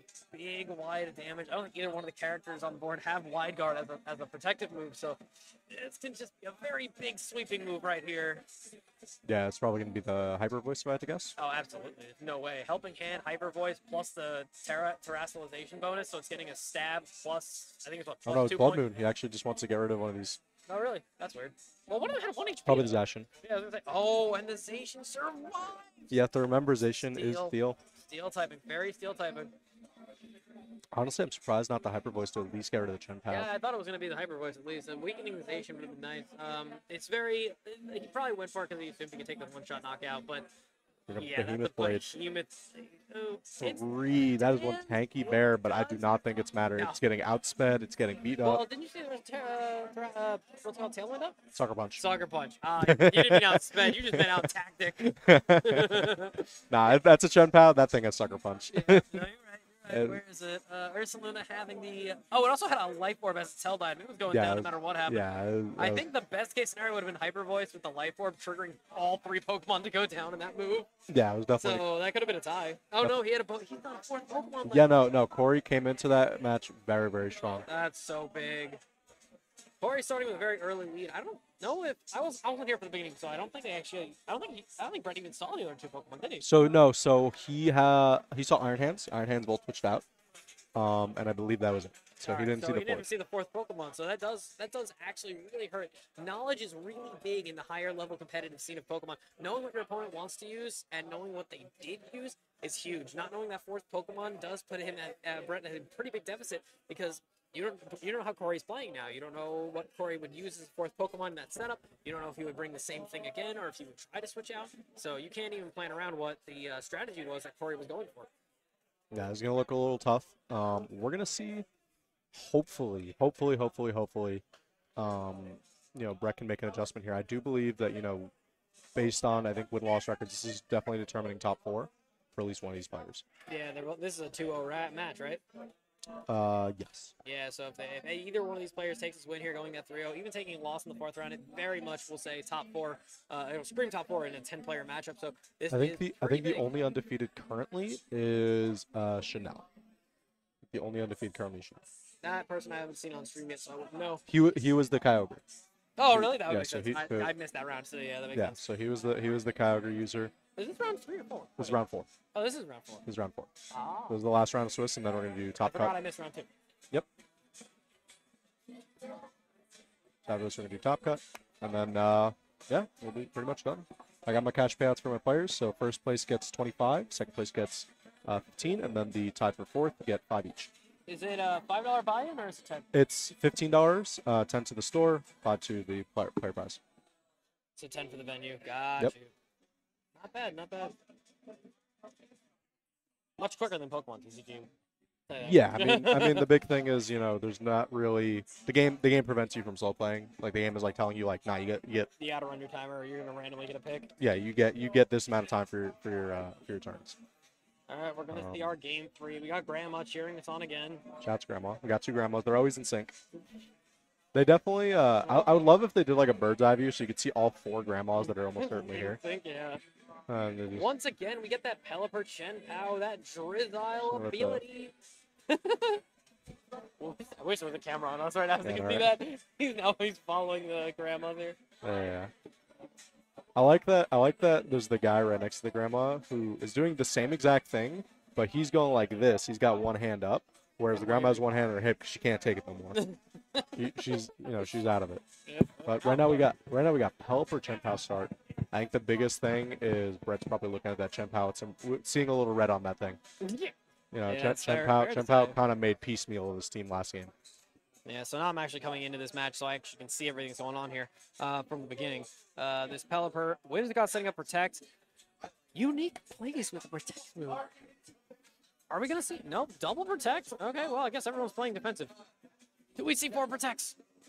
We see 3. I don't think the Chen Pao actually has Wait Protect. a minute. There's no way Chen Pao. It does have Protect. Okay, we did get 1 swing. That's They crazy. all had Protect. What if we just didn't have a round 1? What if we just didn't have a turn 1? That literally just was What if we it. just didn't have a turn 1? So realistically, all that did Okay, was welcome just to turn burn 1, the guys. timer. Welcome to turn 1, guys. All it did realistically just burned the timer a little bit, and everyone lost 1 power point. To be fair, that Ice Spinner would have killed. Honestly, the Whimsicott, I feel like, you know, Whimsicott has a focus with sash, the so sash, it that's what I'm would've- saying. Like it would have survived, but with the sash, I'm like, you know what, you might as well just set it up tailwind so you could at least outspeed the Chen Pao. But I know it would have sucker punched. I next think one. that's exactly what would have happened. I think they played that really smart. Ooh, Whimsicott encore. throwing the Encore on the protect. Yikes. So now Pelipper is stuck. 2% chance. The opposing Pelipper must do an encore. Sword Slash. Oh, super effective. Almost taking that knockout on the Ursa Luna. Unfortunately, let's see if it triggers. Oh. Almost certainly a sucker punch on this next one if the Chen Pao lives. Chen He Pao, I think lives Chen Pao 'cause- guarantees yeah, sash. survival. Sash, Yeah, yeah. Focus Sash. It does have Protect, Ice Spinner, Sucker Punch, and Sacred Sword. So we can see a Sacred Sword being Sucker Punch being thrown. But the obviously outplay for Ursa Luna is it does have a Protect. We could try and force the Protect and try and change the Chen Pao's move if we can bait a different move or a switch. I think in this one he might definitely want to like just say, you know, I got to swing some way or other. This Chen Pao needs to get off the field. It's strange. That Encore was still active, so we know that the Pelipper was going to throw Protect there no matter what. And it was going to trigger, and it was going to work. So we're seeing what happens here. Oh, we have a switch out for the Ursa Luna. Didn't expect that. Oh, here comes the Miraidon again. Our good friend Miraidon. So Brett's Miraidon has definitely been a big, no pun intended, a big engine in this team for both damage and just general support.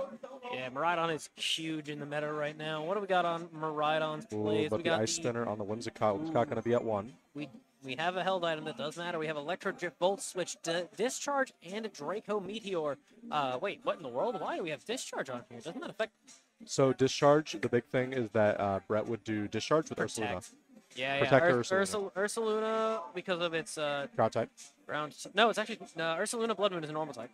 Well, No, what- Terra Normal. Sorry, Terra Normal. No, It is no, the it's ground type. yeah, it's ground. It's normal. ground. It's a ground normal. So yeah, you can use Discharge with the Ursa Luna or any Pokemon that has Protect. You can rip the Protect, hit the Discharge. Still Just doing nuke that this- double. nuke the field. Really big.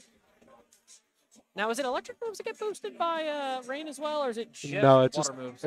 it's just water moves, And but electric moves. Some get like increased Some accuracy. get increased accuracy, Yeah. especially Thunder. Thunder obviously being the big one. Yeah, 110 power plus instant hitting is usually pretty good. Usually.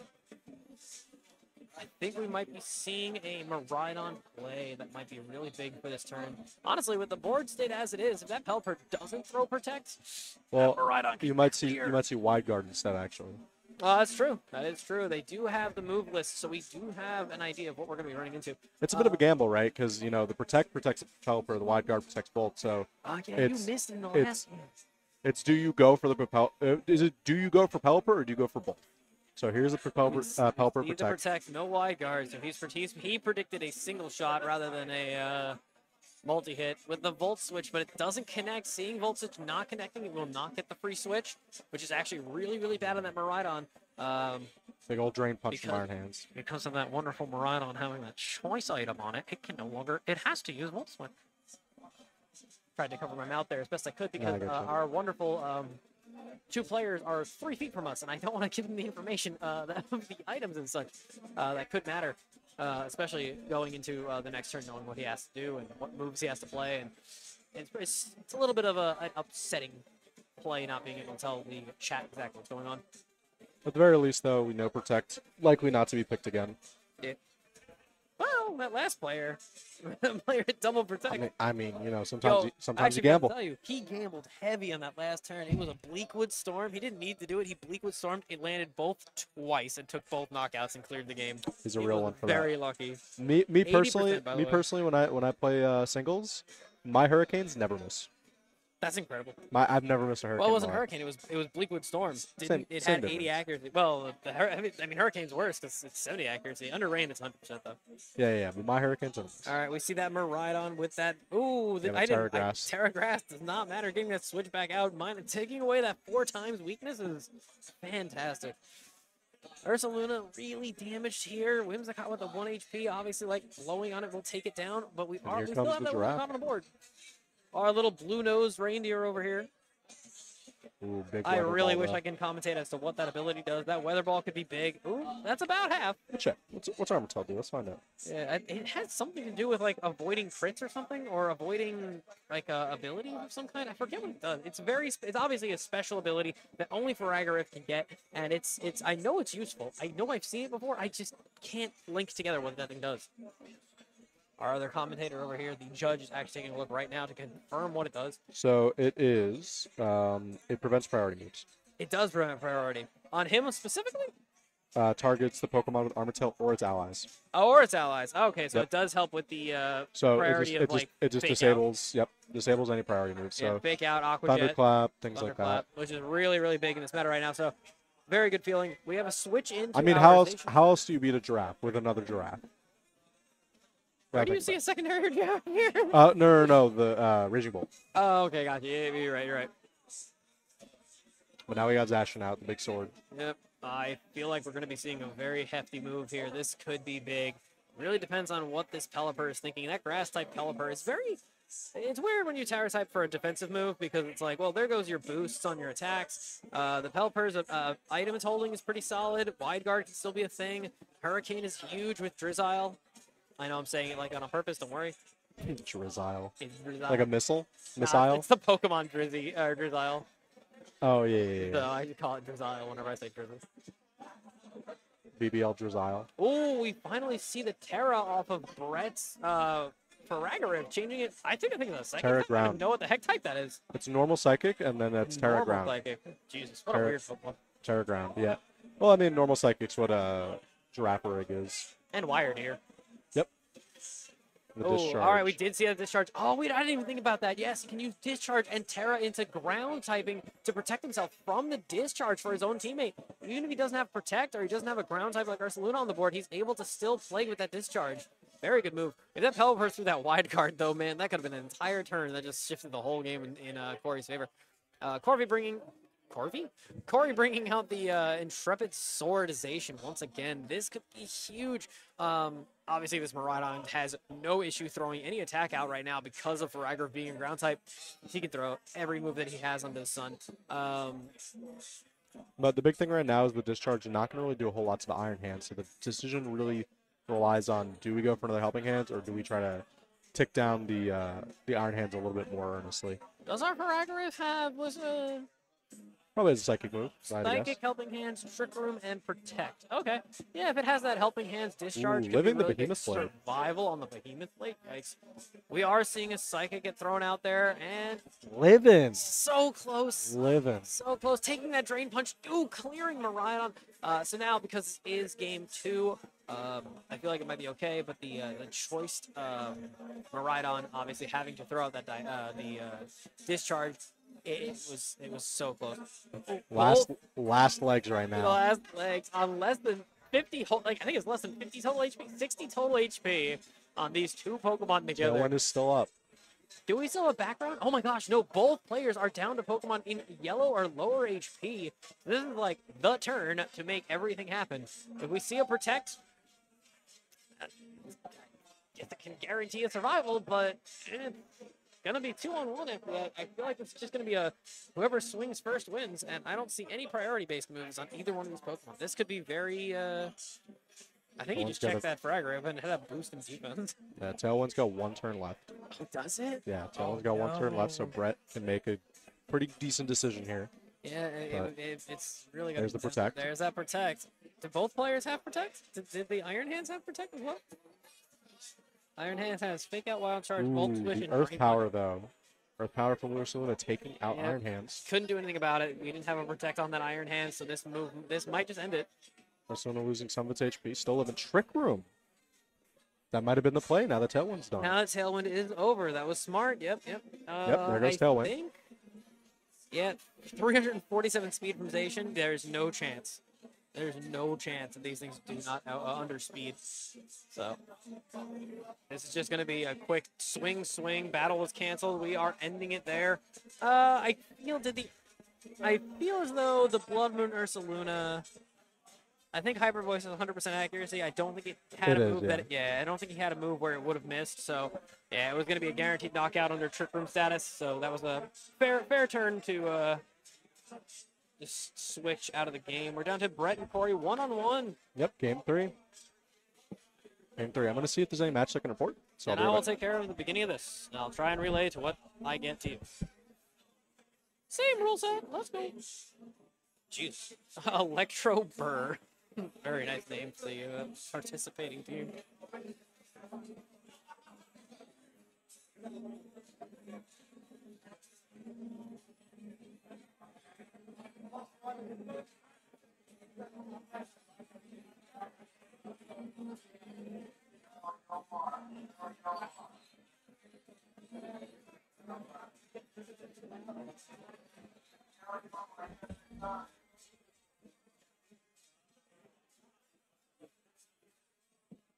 We're still in the setup phase, so still waiting on the team setups.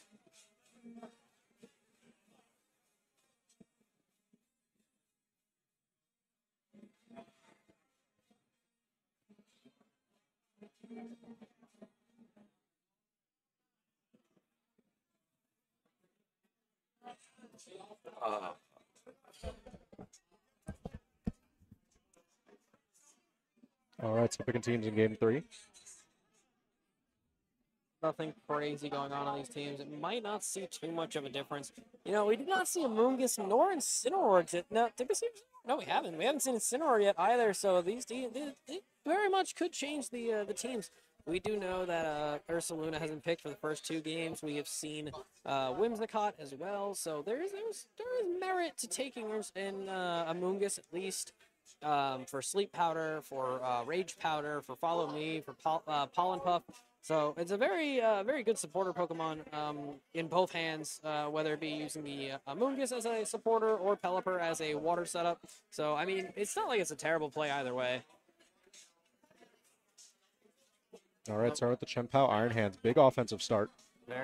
Very strong double. Okay, Iron Hands, but we do see the Giraffe Rig. The Giraffe Rig being able to set up that Trick Room can be very, very big for our turn 1 play. Obviously, Chien-Pao is a very fast Pokemon. Double Iron Hands, I would assume if we're using a Trick Room team, our Iron Hands would be a little bit slower for the Mirror, for a lot of different matchups. It wouldn't matter about speed if we're using a Trick Room styled support squad. So Yeah. I would assume we have I assume a it's a slow Iron slower Hand. one, yeah.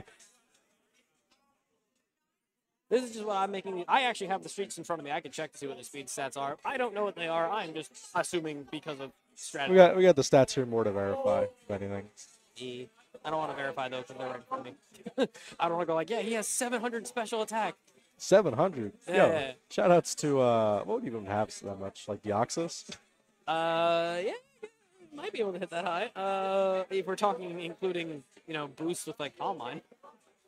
Oh, we saw a nice fake out. We switched into the Amoonguss. Very nice. I did assume we were going to see Amoonguss this round. Trick Room going up with Amoonguss on the board, though. Honestly, just helps Amoonguss. Amoonguss slow as heck. In almost every situation, Amoonguss will be the slowest Pokemon on the board, intentionally because of Trick Room. So that switch into Amoonguss, Corey assumed that Brett was going to go for that Trick Room play. Switching on to Amoonguss was huge here.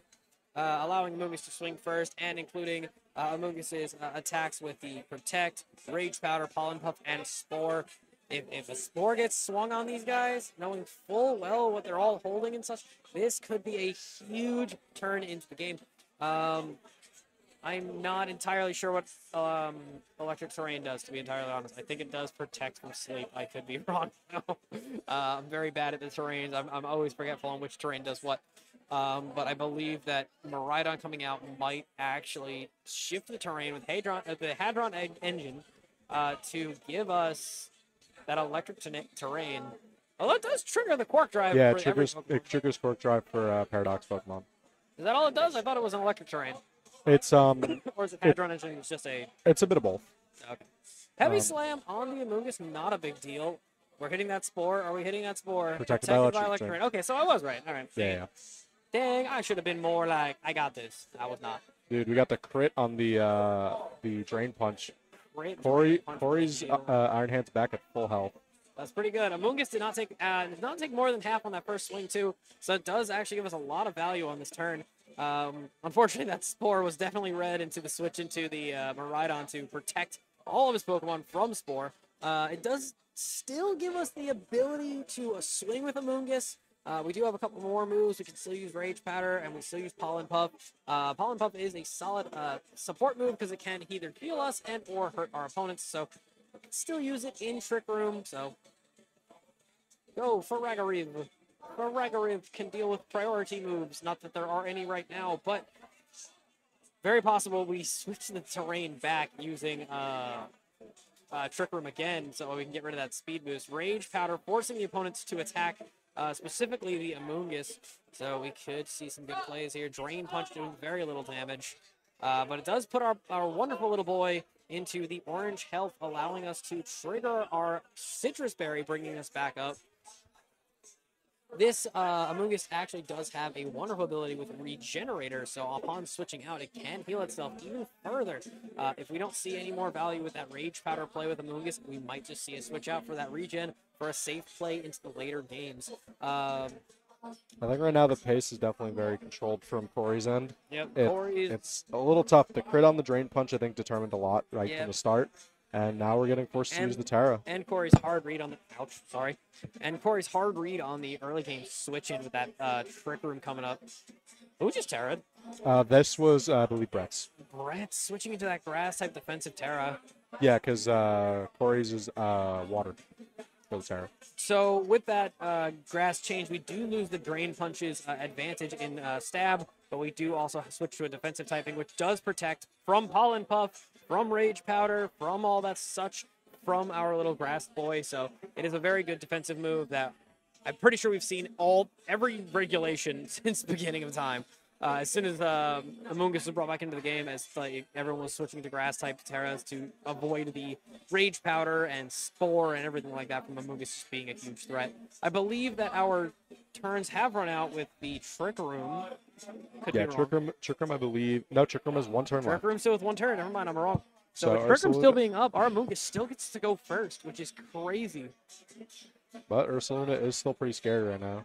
Yeah. Well, we've seen the Terra from Brett's team already, so we're not going to be seeing an Ursaluna Terra normal to get that huge damage buff.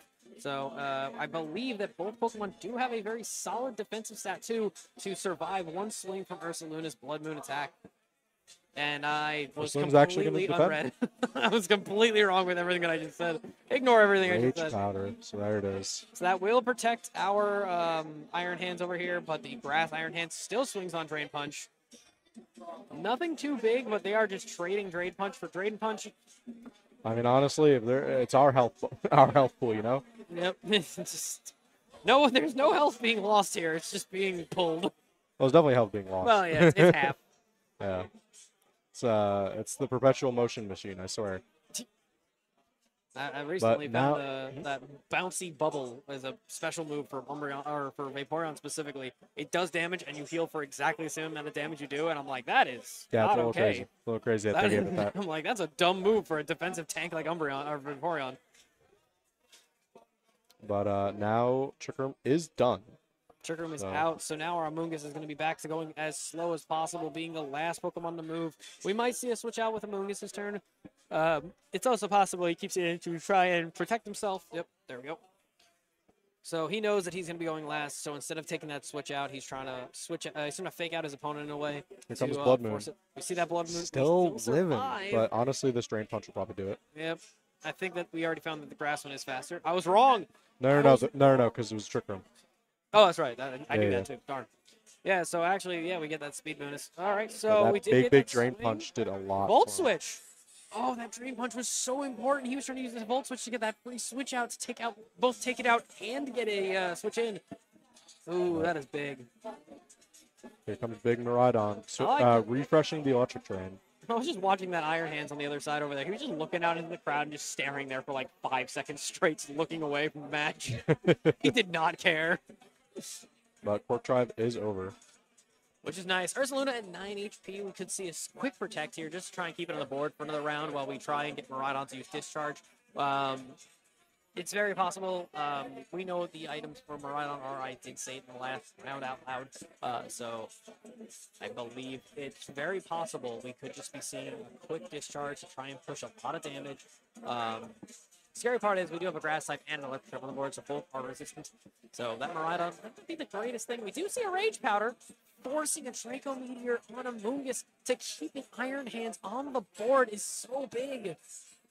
Obviously, Iron Hands using Drain Punch is huge on either Ursaluna to take that knockout or on the Miraidon just to get some HP, taking some damage.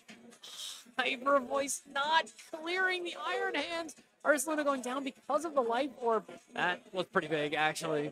This Miraidon is big chilling by himself now. Bonk. The Lone Dragon. With Draco Meteor and a Choice Belt, so this game is almost over. After 2 more... Oh, no, we do have an Iron We Hand. still have Iron Hands. But there Right, is because no there's the Iron Hand that switched out, but it's still Terra Grass. So we do have a choice item on the Miraidon. Miraidon is And forced. there to he use is. Dragon. The scariest thing on this entire team. Swords of Ruin, weakening the defense of all players with 2 physical attackers on the board. Could be very, very big for us. And this needs to hit.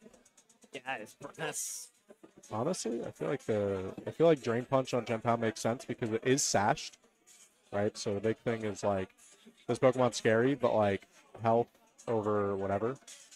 health over damage. Yeah, That's possibly. that grass typing is just. But he could also just double up. Oh my god, I forgot he still had his Terra. He Jesus. still has his Terra. Terra going to Genpow? Yes, Could it be is. bonkers. This could be really big. Ghost. Switching into a ghost type? Oh, because the Iron Hands grass can still have fake out. So he does do a protective move, so that way Chenpao can keep its full Also, HP. also the dodge. Drain Punch, honestly. Yep. Chimpow avoided. Avoided! Oh my god. And then there's Ice Spinner, and there goes Goodbye. Miraidon. Big damage. That just, That is game. Draco Solid. Meteor. Draco Meteor missing, and that's going to do it. yep.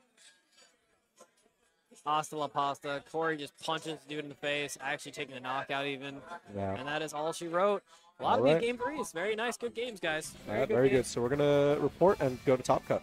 Hasta la pasta. I'm going to be gone for the night, so I hope you guys enjoyed me. My name is VGH. You can find me on twitch.tv/Video Game House. Do a lot of TCG content, but we do some VGC content as well, so I hope you guys can pop on by if you guys are hanging out.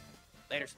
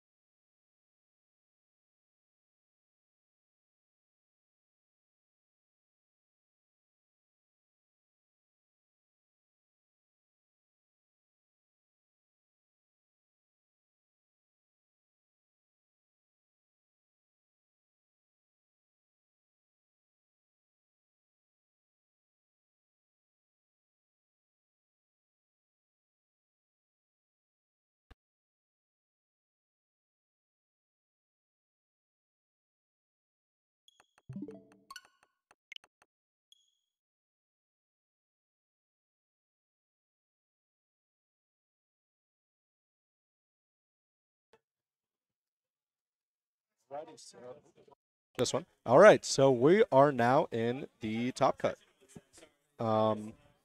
So we have two matches. The rematch between Kasem and Austin is happening off stream, and the rematch between Tim and Chanel is happening on stream. So we're gonna be doing this. So last one, Chanel and Tim played off stream, so we're actually gonna see how they play out this time around. So let's switch that up. So we got Tim, or TSE rather. So we have TSE and we have 20.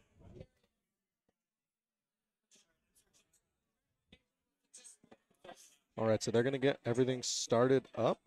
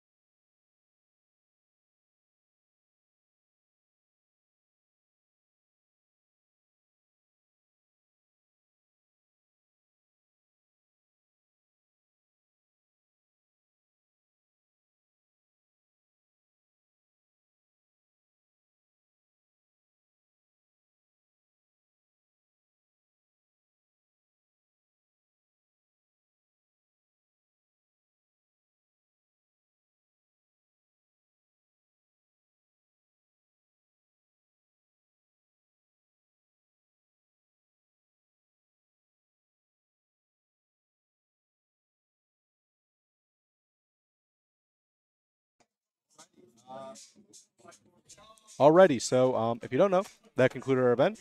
Shout outs to Chanel 20s for winning our event. Shout outs to Kason for getting second. And then tied for fourth, we had TSC and Austin. So it was a really good event. I'm very happy to actually have a pretty good event. Yes, there is VGC at Collectors. This is the last one of the season, though, so I don't know when we'll next resume. But it was a good time. I hope everyone had a really good time. I see we had a decent amount of people in chat. But that concludes our event. Stay tuned tomorrow for Burst Collectors, as always. Hope you guys have a good night.